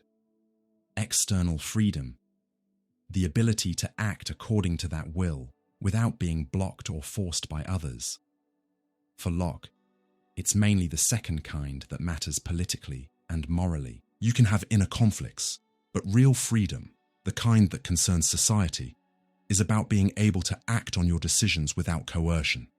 That's why his philosophy connects so strongly to liberal politics. He imagined a world where people could live according to their beliefs, speak freely, act by conscience, without interference from governments, churches, or rulers. Freedom, reason, and deliberation. Locke also linked freedom to reason. To be free is to have the ability to deliberate, to weigh options, reflect, and choose.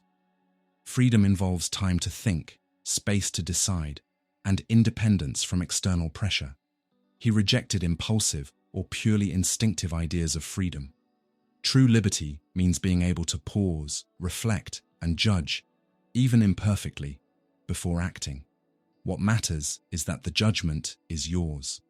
Freedom as a practical reality. For Locke, freedom wasn't an abstract dream. It was a real condition that could exist if certain requirements were met. A person has their own will. There is no external coercion. They can act or not act according to that will. Their reason can operate freely. This created a workable model of human freedom, applicable to law, politics, and ethics, one that avoided both fatalism and fantasy. By defining freedom as acting according to one's will, even when that will has causes, Locke offered a deeply human vision of liberty. He understood that we're not gods. We're beings shaped by time, history, body, and society. We have fears and limits, yet we can still be free if we act according to who we are, not according to what others impose.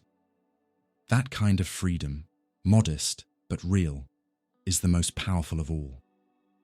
It's the freedom we exercise every day, choosing words, staying silent, seeking knowledge, resisting pressure, staying true to our conscience. In the end, that's what Locke wanted us to understand. To be free doesn't mean doing everything. It means being able to do what you want, when you want, because you want. The late 17th century marked a turning point in English history, and, by extension, in the history of Western political thought.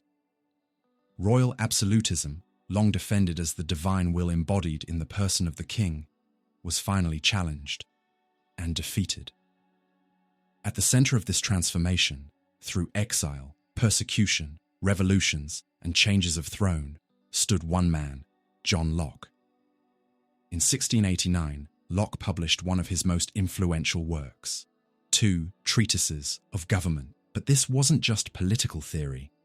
It was a direct response to his time, a philosophical manifesto defending a new kind of government built on the consent of the governed, the separation of powers, and the protection of natural rights.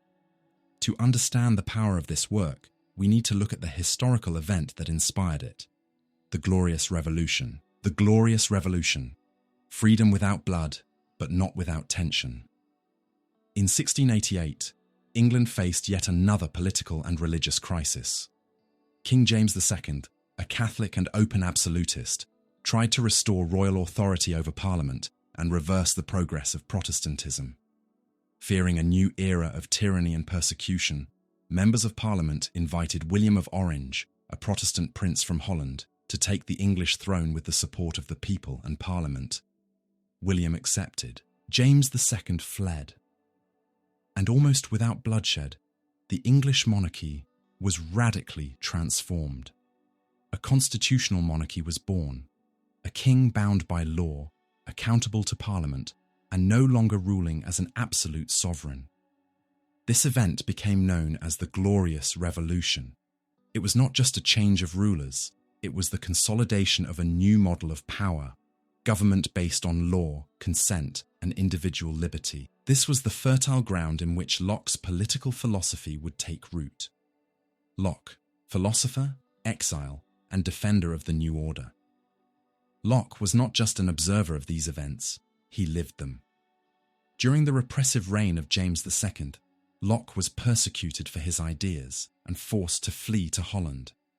There, he joined political and intellectual circles that opposed absolutism and promoted rational, limited, and people-based government. It was during his exile that Locke wrote 2 treatises of government, though he published it only after the Glorious Revolution, upon returning to England in triumph. The first treatise refuted Robert Filmer's defense of the divine right of kings. The second treatise laid out Locke's theory of the state of nature and the social contract, providing the philosophical justification for England's new constitutional system. Locke's book wasn't just abstract theory. It was a defense of a new world emerging after the fall of absolutism, a philosophical manual for a new era. The state of nature, humanity without tyranny. Locke begins the second treatise with a fundamental question. What if there were no government? How would humans live? His answer is the concept of the state of nature, a hypothetical condition in which people live without political authority, without kings, without civil laws. This idea wasn't new. Thomas Hobbes, a few decades earlier, had described the state of nature as a brutal war of everyone against everyone, where life was solitary, poor, nasty, brutish, and short. But Locke paints a very different picture. For him, the state of nature is not total chaos, but a state of freedom and equality.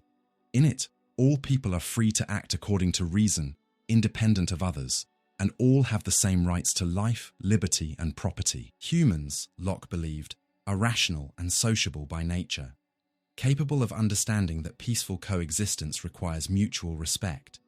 Still, this natural condition has weaknesses: no clear justice system, no authority to punish wrongdoing, and constant insecurity. Everyone is judge in their own case, and conflicts arise, especially over property. That's why people eventually decide to form a government. And that's where the social contract comes in. The social contract, the birth of legitimate power. Locke argued that legitimate political power can only come from an agreement among individuals. Each person gives up part of their natural freedom, but only to secure protection for the rights they already had in the state of nature: life, liberty, and property. That's the key point. For Locke, government doesn't create rights, it protects them. The social contract isn't blind submission to a sovereign, as Hobbes believed. It's a rational choice made by free individuals to ensure peace, safety, and justice. Therefore, political power is limited, conditional, and revocable. If a government fails to protect natural rights, or worse, begins to violate them, the people have not only the right, but the duty to resist. Locke was clear. When a ruler becomes a tyrant, the people have the right to remove him. This was a revolutionary idea. It gave philosophical legitimacy to the glorious revolution itself.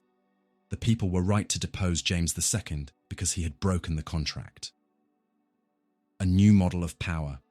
Locke's second treatise offered a completely new view of politics. Power comes from the people, not from God. Government exists to serve, not to dominate. Freedom exists before the state. Property is a natural right, not a royal favour. Authority must be rational, legal, and accountable. These principles became the foundation of modern liberalism. Locke laid the groundwork for representative democracy, civil rights, constitutional limits on power, and the separation of church and state. He didn't just describe the new world, he helped build it. Understanding the state of nature. Imagine a world without government, police, judges, or written laws. No kings, no presidents, no constitutions, just people living together without any central authority. What do you picture? Chaos or freedom? For Locke, this hypothetical condition, the state of nature, is the key to understanding how and why society and legitimate government arise. Unlike Hobbes, Locke's version is more optimistic. The state of nature is one of freedom and equality, not constant war, but it's also unstable, and that instability explains why humans create the social contract. According to Locke, the foundation of society isn't fear or force, but rational cooperation to protect natural rights. What are natural rights? For Locke, every person is born with inalienable natural rights, rights that cannot be taken or given away. Life, the right to preserve one's own existence. Liberty, the right not to be ruled without consent. Property, the right to own what one acquires through honest work. These rights come before any government. The state is legitimate only if it protects them. If it violates them, it becomes tyranny, and citizens may rightfully overthrow it. Thus, Locke's philosophy starts from a clear moral foundation. Human beings are rational, moral agents with dignity and rights from birth. Why leave the state of nature? If the state of nature is free and equal, why would anyone give it up? Because even a peaceful natural state lacks security. There's no neutral authority to enforce justice. Each person is judge, jury, and enforcer, and that quickly leads to unfairness, revenge, and instability. As Locke saw it, people judge poorly when personally involved. There's no reliable system of justice or restitution. Rights are vulnerable to brute force, so while natural freedom is valuable, it's fragile. People form governments not to lose freedom, but to protect it more effectively. The social contract, from natural to civil freedom. In Locke's view, the social contract is not blind submission to authority. It's a mutual agreement to establish a government that enforces justice, protects rights, and promotes the common good. People give up part of their natural liberty, but never their natural rights. The trade-off is clear. We exchange some autonomy for security and stability. The state is therefore an instrument, not a master. It's legitimate only as long as it fulfills its duty to protect life, liberty, and property. Its power must always be limited and accountable. This is the root of modern liberalism. Freedom comes first. Government exists to serve it. The right to resist. Locke went further. If the government breaks the contract, the people have the right to resist, and even to overthrow it. This means the contract isn't permanent. If power becomes corrupt or oppressive, citizens not only may but must reclaim their sovereignty. This radical idea helped inspire the Glorious Revolution, 1688, the American Revolution, 1776, the French Revolution, 1789. Locke gave philosophy its first serious defense of justified civil disobedience, the idea that government exists for justice, not submission. When it fails, the people have moral authority to act, freedom in civil society, safer, not smaller. Locke was careful to explain that freedom in civil society isn't smaller than in the state of nature. It's more secure. In nature, we're free, but exposed to violence. In society, we're free and protected by impartial laws and institutions. This is political freedom, the ability to act according to reason and conscience under the rule of just laws. It's freedom with safety, where everyone, including rulers, is subject to the same laws. Locke's genius, uniting freedom and order. Locke's brilliance lies in balancing two seemingly opposite ideals, freedom and order. He knew that freedom without limits becomes chaos, but order without freedom becomes tyranny. His philosophy created a system where order exists to protect liberty, not to crush it. That balance became the core of modern political philosophy. Locke taught that politics should not be built on fear, but on reason and consent. The state of nature is not a nightmare, but a moral starting point. A reminder that humans are born free and equal, yet need structure to preserve justice. The social contract, then, is not surrender, it's cooperation. A rational pact to create a government that protects our rights with fairness and restraint. From this vision came the foundations of liberal democracy, constitutional government, and the modern idea that all political power is legitimate only when it is both consented to and limited. Locke reminded us that true freedom isn't doing everything you want. It's living under laws that protect everyone equally, laws we have chosen together. Before words like rights and freedom were tied to democracy, constitutions, or the Universal Declaration of Human Rights, they belonged to the world of philosophy, specifically to what we call natural law theory, jus naturalism. This tradition deeply shaped John Locke's thinking and led him to one of the cornerstones of modern political philosophy, the belief that every human being has inalienable natural rights. But Locke didn't invent this idea alone. He was part of a powerful intellectual movement that had been developing since the late Middle Ages, gaining strength in the 16th and 17th centuries. Two thinkers in particular directly influenced him, Hugo Grotius and Samuel Pufendorf. Both were giants of legal and moral philosophy who paved the way for Locke to take the next step, turning natural law into the foundation of political freedom, from a God-centered world to a rational one. To understand why modern natural law mattered so much, we have to remember what came before it. During the Middle Ages, law and political power were grounded in theology. Law was seen as the expression of God's will, enforced through the church and monarchs. Humans weren't viewed as autonomous moral beings, but as subjects of a divine order. The Renaissance, the Protestant Reformation, the rise of the modern state, and the scientific revolution changed all that. Humanity began to see itself as rational, moral, and dignified in its own right. And new questions arose. What justifies political power?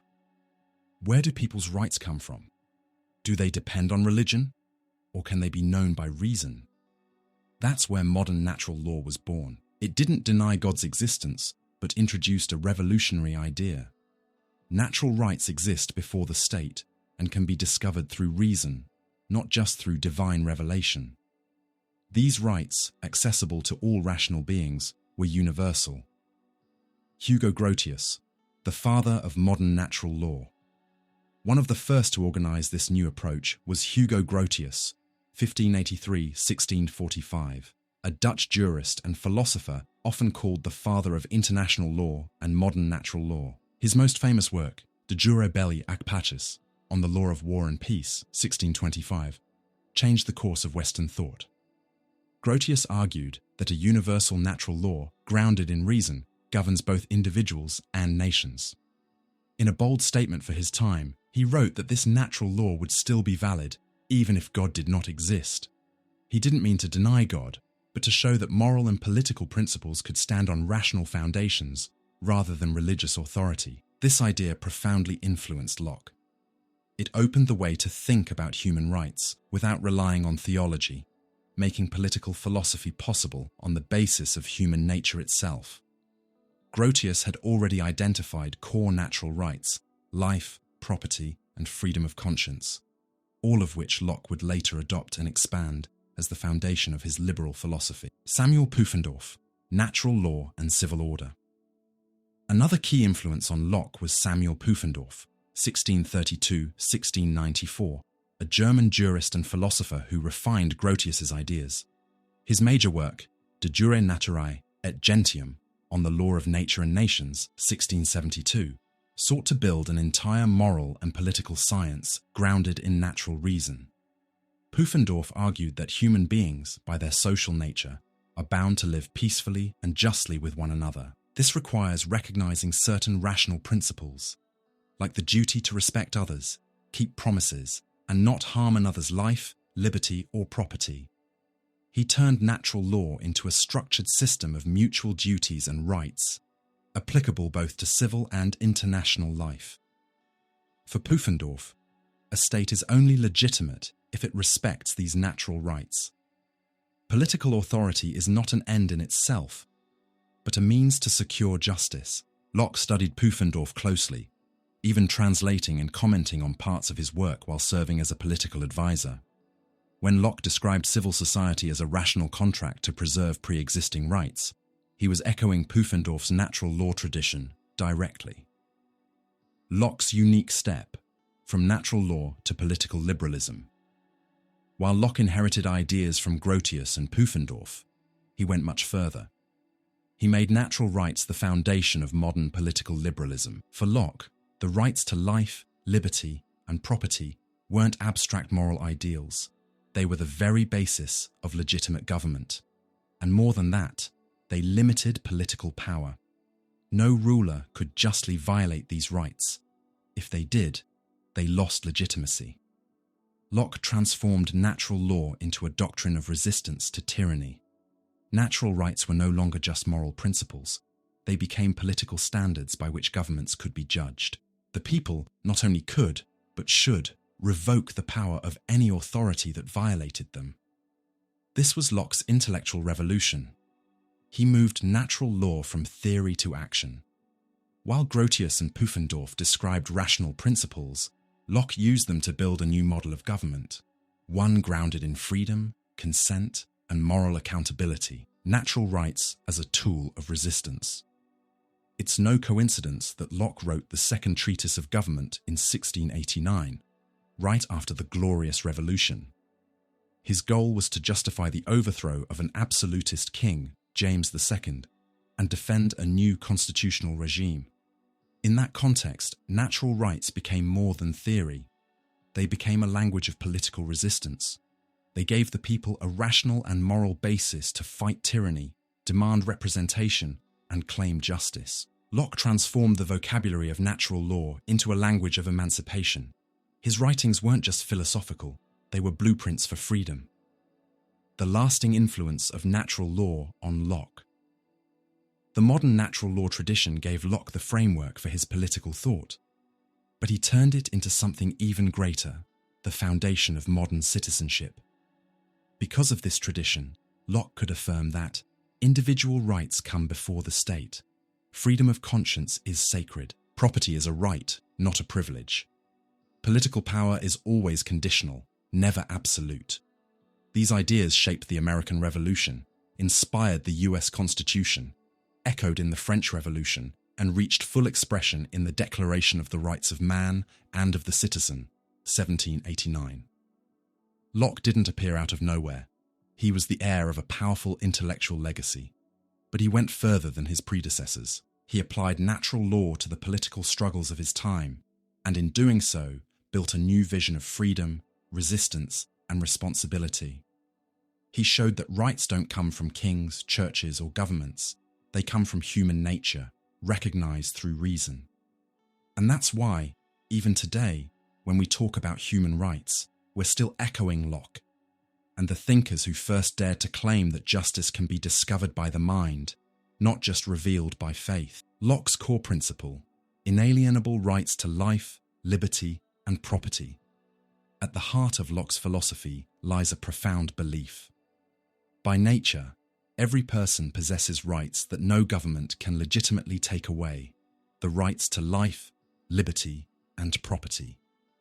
In the second treatise of government, 1689, Locke makes it clear, the purpose of society and government is not to create these rights, but to protect them. In the state of nature, all individuals are free and equal. A state of perfect freedom to order their actions and dispose of their possessions and persons as they think fit, within the bounds of natural law. Even without a civil government, there exists a law of nature, accessible through reason, which commands mutual respect.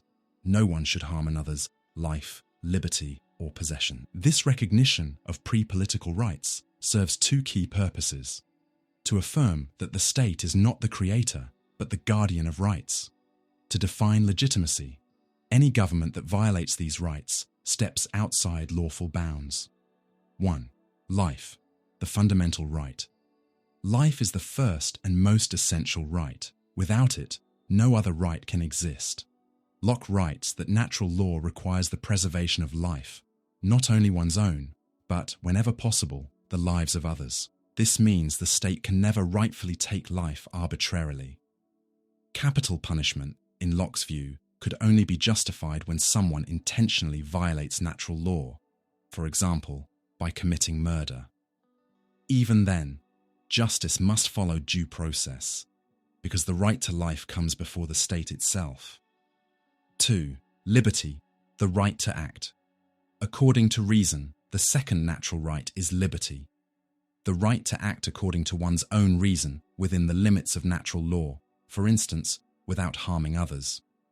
In the state of nature, humans are free to act without asking permission or depending on another man's will. Yet freedom is not the same as doing whatever one wants. It's acting rationally and responsibly. In civil society, liberty means individuals remain sovereign over themselves. No one, not another person, not the state, may impose arbitrary control. If government imposes restrictions that go beyond protecting natural rights or acts without consent, it violates liberty. For Locke, civil liberty means not the freedom to do everything, but freedom from unjust interference in doing what reason allows. 3. Property. The extension of life and liberty. The third natural right is property, which Locke defines broadly as estate, encompassing external goods, one's own body, and the fruits of one's labour. By mixing one's labour with natural resources, a person rightfully makes them their own, as long as this doesn't harm others or lead to waste. Property, therefore, isn't just about land or wealth. It represents the material and personal foundation of human dignity and independence. In Locke's words, every man has a property in his own person. The labour of his body and the work of his hands are properly his. Life, liberty, and property are interconnected. Without freedom, life cannot be secure. Without property, liberty cannot be sustained. Rights that limit the state. One of Locke's most important contributions is that natural rights set limits on government power. A government created by consent exists only to protect these rights. If it fails to do so, or worse, becomes the violator, the people have the right and duty to resist. A government that violates life, liberty, or property loses legitimacy. This principle became the cornerstone of modern liberalism. The state is not absolute, but bound by the natural rights of individuals. As one commentator put it, the rights to life, liberty, and property are natural rights that precede the establishment of civil society. Practical and philosophical implications. Locke's view of natural rights had profound historical effects. It became the theoretical framework for the US Declaration of Independence, 1776, which echoed his formula, slightly altering property to the pursuit of happiness. Philosophically, Locke grounded human rights in human reason, not in institutions. Politics, therefore, wasn't about domination or privilege, but about organizing freedom and responsibility. The purpose of government is to guarantee liberty, not to grant it. For Locke, having natural rights also means having moral duties. The duty to respect others' rights, the duty to take part in civil society, the duty to preserve humanity itself. Natural law, he says, requires that each person preserve themselves and, as far as possible, others as well. Thus, the rights to life, liberty, and property are not passive guarantees. They are the foundation of a society built on mutual respect, consent, and shared responsibility. For John Locke, the rights to life, liberty, and property are innate.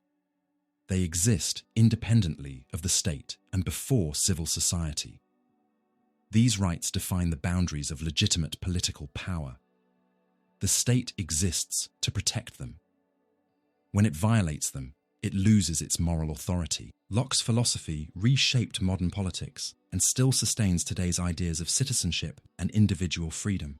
The 17th century was a time of deep economic, social, and legal transformation in England.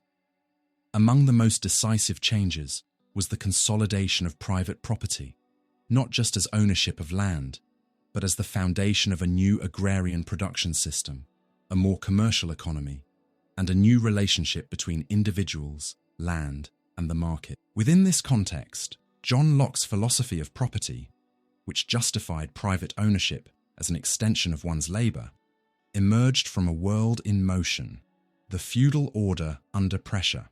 Up until the early modern era, England's agricultural system was still heavily influenced by feudal remnants.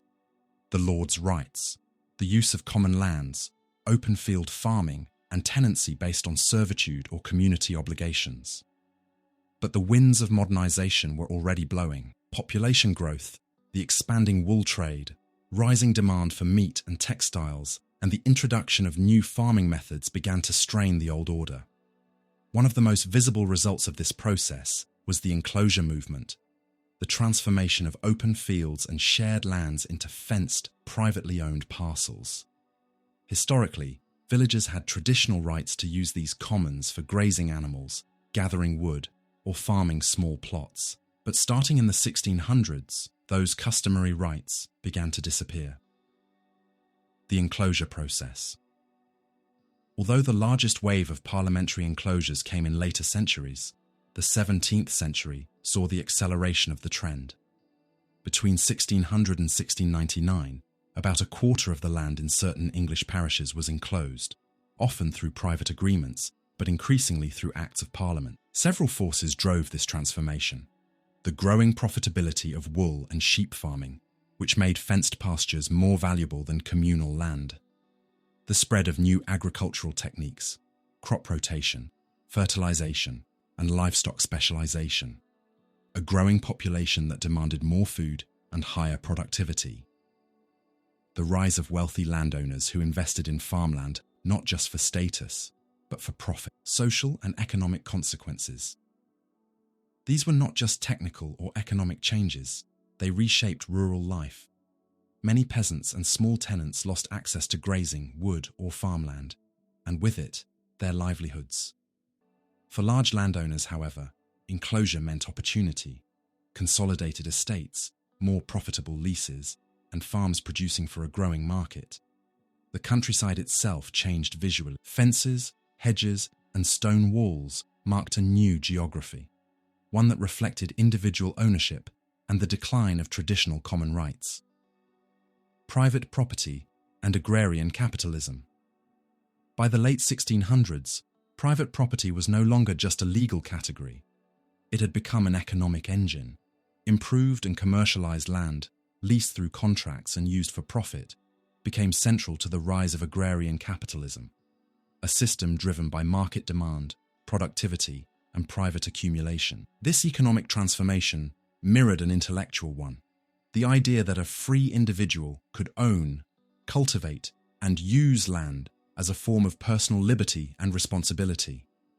That idea found its philosophical expression in John Locke's theory that mixing one's labor with the land is what makes ownership legitimate. Locke's world and his philosophy. Locke lived in the middle of this transformation, in a society where private property was both a legal right and an economic revolution. It deeply influenced his political thought. For Locke, property was not a privilege inherited from birth or granted by rulers, but a natural right, an extension of one's freedom and labor. In his second treatise of government, 1689, Locke wrote, "Every man has a property in his own person. The labor of his body and the work of his hands are properly his." This idea came directly from his world, one where land, labor, and ownership were being redefined. His defense of private property as a natural right, existing before government, reflected both moral philosophy and economic reality. After the Glorious Revolution, 1688, England began strengthening legal protection for private property. Parliament, contracts, and titles became more secure, reinforcing property as a central pillar of political and economic order. Property even became a criterion for citizenship and power. Those who owned land could vote, lease, and influence institutions. Yet this progress came with costs. Enclosures displaced countless peasants, creating poverty and forcing migration to cities. The link between private property, markets, and political power also led to inequality and concentration of wealth, sparking social tensions that would echo for centuries. Still, by the late 17th century, England had crossed a threshold. Land was no longer just a feudal symbol or local means of survival. It had become a commodity, an investment, and a personal right. That change laid the groundwork for the Industrial Revolution and for modern capitalism. The core of Locke's idea: labor as the basis of property. When we talk about property today, we often think of legal documents, inheritance, or the real estate market. But Locke asked a deeper question. Why can someone rightfully claim that something is theirs? His answer: because they mix their labor with something that was once common to all. This act of personal effort transforms a natural resource into legitimate private property. In the second treatise, he explains, "Though the earth and all inferior creatures be common to all men, yet every man has a property in his own person. Whatsoever then he removes out of the state that nature hath provided, and left it in, he hath mixed his labor with, and joined to it something that is his own, and thereby makes it his property." In other words, the moment someone applies their physical effort, planting, harvesting, building, they add something of themselves to nature. That personal labor gives moral legitimacy to ownership. How it works in practice. Locke's reasoning can be broken down into simple steps. Common nature.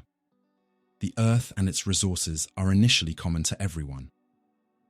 Application of labour. An individual uses their own body, effort and skill to transform part of nature, mixing labour with nature. This labour attaches something of the worker to the resource, legitimate ownership. Once this transformation occurs, the result rightfully belongs to the worker, provided enough is left for others, the Lockean proviso. The moral justification for Locke, labour wasn't just economic, it was moral. Work was part of humanity's duty to improve the world. As he wrote, God and his reason commanded man to subdue and improve the earth for the benefit of life. Thus, private appropriation wasn't greed. It was the rational and moral fulfillment of human nature. Property became an expression of liberty, responsibility, and creative energy. The Lockean proviso, fair limits. Locke also warned that property rights have moral limits. Private ownership is only legitimate if it doesn't make others worse off. There must remain enough and as good for everyone else. This condition means that taking from nature is fair only if others still have reasonable access to what they need. If one person fences off all fertile land and leaves only barren soil for others, that violates natural justice. Property, markets, and money Locke acknowledged that the rise of money and commerce changed how property worked. With money, people could accumulate more than they could personally use. Yet for Locke, the moral foundation of property still rested on labour, the transformation of nature into something useful for human life. Political and philosophical implications. Locke's labour theory of property had far-reaching effects. Individual freedom, private property, born from free labour, became a sign of independence and self-determination. Responsibility.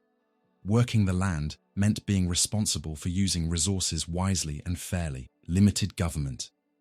The state's role is to protect property, not to create or distribute it. Economic progress. Property rights encourage productivity, innovation, and investment. Key elements of capitalism, criticisms, and tensions. Despite its influence, Locke's theory faces several challenges. The labour mixing problem. How much work justifies ownership? Where do you draw the line? The enough and as good condition. How do we know if enough is truly left for others? Historical limits. Locke wrote in a world of abundant land. Applying his ideas to a resource-scarce world is harder. Inequality. Even if property begins in labour, it can lead to vast concentration of wealth and power. At its heart, Locke's theory of private property is about freedom, effort, and fairness. He's saying something timeless. If you work, if you create, if you transform, what you produce is yours. But he's also reminding us, your ownership is only just if it respects others, if it doesn't leave them worse off. That balance between freedom and responsibility, between individual rights and the common good, is what keeps Locke's philosophy alive today. In a world still debating property, whether land, natural resources, or intellectual creations, Locke's belief that human labour gives moral meaning to ownership continues to resonate.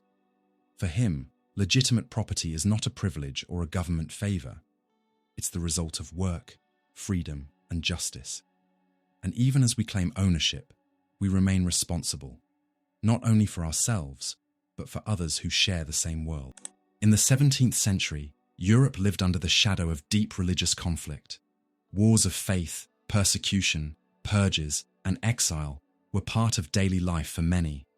It was in this setting that John Locke, both witness and indirect participant in the struggles between church and state, wrote one of the most important works in the history of freedom of conscience, a letter concerning toleration. To understand it, we need to look at the historical background, the persecution, exile, and power struggles that shaped his thinking.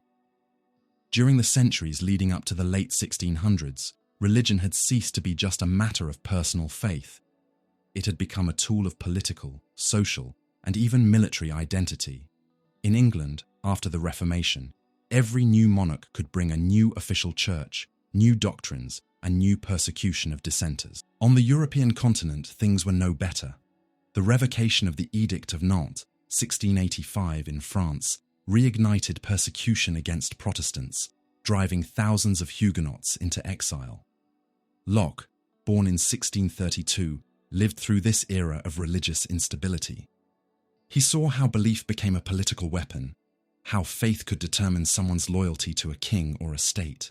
In 1683, amid repression in England, during the Exclusion Crisis and persecution of Protestants, Locke fled to the Netherlands, where he lived in exile for several years. There, among Protestant intellectuals, he reflected deeply on the destructive effects of intolerance. During this exile, around 1683-1688, Locke wrote his Epistola de Tolerantia, a letter concerning toleration, in Latin, addressed to his friend, the theologian Philip van Limburg. It was published anonymously in 1689, shortly after Locke returned to England, just as the Glorious Revolution, 1688, had replaced King James II and established a constitutional monarchy. The timing was not accidental. It was the perfect moment for a defense of religious freedom. Until then, England had imposed strict limits on religious liberty. The Test Acts required loyalty to the Anglican Church for public office. Catholics were viewed as agents of a foreign power, the Pope, and Protestant dissenters were persecuted. But in 1689, the same year Locke's letter appeared, Parliament passed the Toleration Act, granting partial legal tolerance to nonconformist Protestants. It was within this political and legal transition that Locke's ideas took root. Locke's defense of tolerance. Locke's letter was not just an abstract essay, it was a response to the real injustices of his time. He was among the first modern philosophers to argue that the state has no legitimate authority to impose religious doctrines or use force to save souls. He saw that religious wars and coercion undermined social peace and moral integrity. As he wrote, "It does not appear that God has ever given any man authority to compel another to his religion by force." Locke drew a sharp distinction between two realms: the civil realm, government, law, property, peace; the religious realm, church, worship, conscience. For Locke, the job of government was to protect civil interests, life, liberty, property, and peace, not to manage salvation. The church, on the other hand, was a voluntary community of believers united by faith. It had no right to use the state's power to enforce belief. Coercion could force outward obedience, but never genuine faith. For Locke, tolerance was not just a moral virtue, it was a condition for political stability. Religious coercion breeds rebellion, distrust, and civil war. Tolerance, by contrast, allows diverse beliefs to coexist peacefully, strengthening a government grounded in consent rather than fear. The limits of tolerance. Locke did not advocate unlimited tolerance. He excluded certain groups that, in his view, endangered civil order. He distrusted atheism, believing that those who denied God had no moral basis for oaths or promises, the bonds of human society. He also distrusted Catholicism in his time, fearing its loyalty to a foreign prince, the Pope, over the English state. These restrictions show that Locke's tolerance, though groundbreaking, was not absolute. It was bounded by the need to preserve public peace and civil loyalty. Key principles from a letter concerning toleration. Locke summarized civil government as a society of men constituted only for procuring, preserving, and advancing their own civil interests. Civil interests I call life, liberty, health, and indolency of body, and the possession of outward things, money, lands, houses, and the like.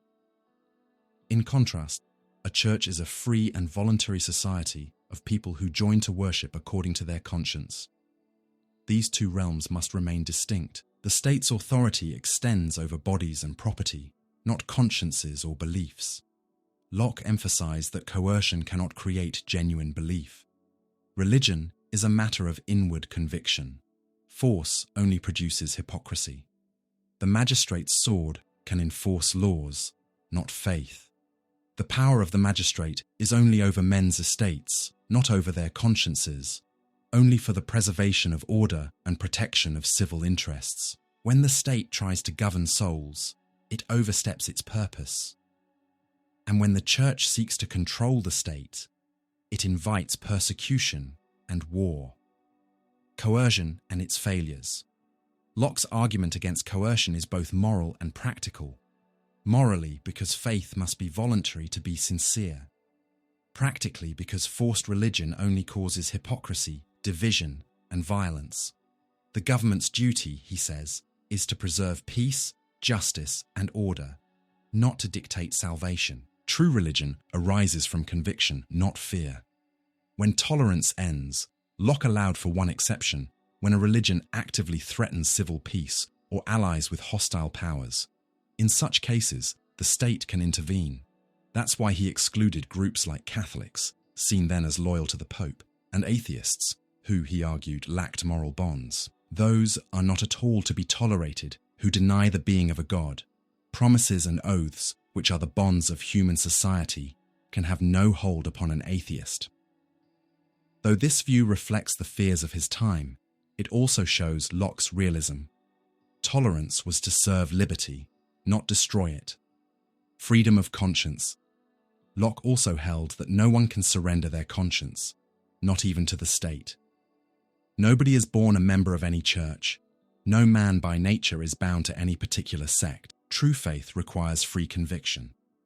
The state has no right to punish opinions or speculative beliefs unless they harm others. Speculative propositions cannot be the object of law or coercion.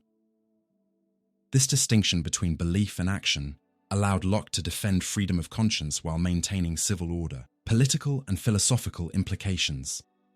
Locke's philosophy had far-reaching effects. Religious freedom as a right. He provided the philosophical foundation for modern freedom of conscience, worship, and association. Limited government. By separating church and state, he restricted political power to civil matters. Social stability through tolerance. Religious diversity, far from being dangerous, became a source of peace when protected by law. State neutrality. The government must neither impose nor favour a religion. This idea prefigured modern secularism and pluralism. Moral responsibility. True faith and morality come from personal conviction, not enforced ritual. Critiques and limitations. Despite his profound influence, Locke's position was not without flaws. His exclusion of Catholics and atheists contradicts his universal principles. His notion of threat to civil order is open to broad interpretation. The practical separation of church and state in later centuries often fell short of his ideal. For John Locke, the separation of church and state was not just a political convenience, it was a moral necessity. He argued that the state's power must stop at the boundary of the soul, that religious coercion is both unjust and ineffective, and that civil authority exists only to protect life, liberty, and property. His one exception, when religion endangers civil peace, reflects the realities of his time, but also the limits of his universalism. Today, whenever we talk about freedom of religion, pluralism, or the secular state, we are echoing Locke's legacy. He helped establish the link between freedom of conscience and democracy, between religious diversity and social peace. Locke's philosophy remains alive as a timeless call for tolerance, individual autonomy, and harmony among different beliefs. When we look at the great political turning points of the modern era, the American Revolution in the late 18th century and the French Revolution in 1789, we can hear echoes of John Locke's ideas in many of their founding speeches and documents. Locke lived from 1632 to 1704 and published his major works, especially the Second Treatise of Government, 1689, in an England emerging from the Glorious Revolution and the rise of constitutional monarchy. But his theories soon spread beyond England and helped shape new nations and constitutions across the world. The foundations in England. The groundwork was laid during the Glorious Revolution, 1688-89, when King James II was replaced by William and Mary, and the monarchy was redefined under constitutional limits. Locke provided the philosophical justification for that transformation. Political power, he argued, derives not from the divine right of kings, but from the consent of the governed. His theories of natural rights, life, liberty, and property, the social contract, and the state of nature became the intellectual framework for governments built on freedom and accountability.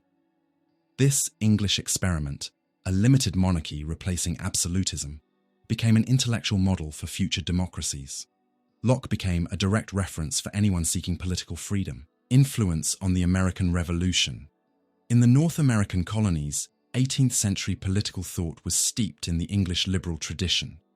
When tensions between the colonies and Britain escalated, the justifications for rebellion were written in Lockean language. The belief that legitimate governments exist only by the consent of the governed, and that people have the right to alter or abolish a government that violates their rights. The clearest expression of this legacy is the US Declaration of Independence, 1776, with its famous reference to unalienable rights, life, liberty, and the pursuit of happiness. This phrase is a clear adaptation of Locke's triad: life, liberty, and property. Though pursuit of happiness is a uniquely American variation, the underlying concept comes directly from Locke's philosophy. Locke's influence also appears in the US Constitution, 1787, in its emphasis on the division of powers, limited government, and protection of private property. Many of the founding fathers, including Jefferson, Adams, and Madison, openly cited Locke as a philosophical authority. Influence on the French Revolution. Locke's influence also reached France. Although the context there was different, a deeply unequal society under an absolute monarchy, the Enlightenment had already absorbed many of Locke's ideas. The notion that all men are born free and equal in rights mirrors Locke's view of the state of nature and natural rights. The French Declaration of the Rights of Man and of the Citizen, 1789, enshrines liberty, property, security, and resistance to oppression, all deeply Lockean concepts. Even though French revolutionaries drew on other thinkers, especially Rousseau, historians widely recognize Locke as one of the key sources of liberal political thought that shaped the revolution's ideals, spreading liberal constitutionalism. Beyond these two revolutions, Locke's legacy extended into the development of constitutional and liberal regimes worldwide. He helped to establish enduring principles. Government legitimacy comes only from consent. Power must be limited by law. Individuals have natural rights to life, liberty, and property. People have a right to resist tyranny. His influence can be seen in modern legal systems, constitutions, and declarations of rights across Europe and the Americas. Locke's ideas provided the foundation for the global development of human rights, representative government, and the rule of law. Why Locke had such historical impact? Several factors explain why Locke's philosophy resonated so widely. Clarity and practicality. His concepts of the state of nature, social contract, and natural rights were clear and adaptable, easy for reformers and revolutionaries to use as justification for political change. Historical timing. Locke wrote at the end of the 17th century, when European monarchies were being challenged, parliaments were gaining strength, and capitalism was emerging. A moment ripe for new ideas about freedom. Influence through readers.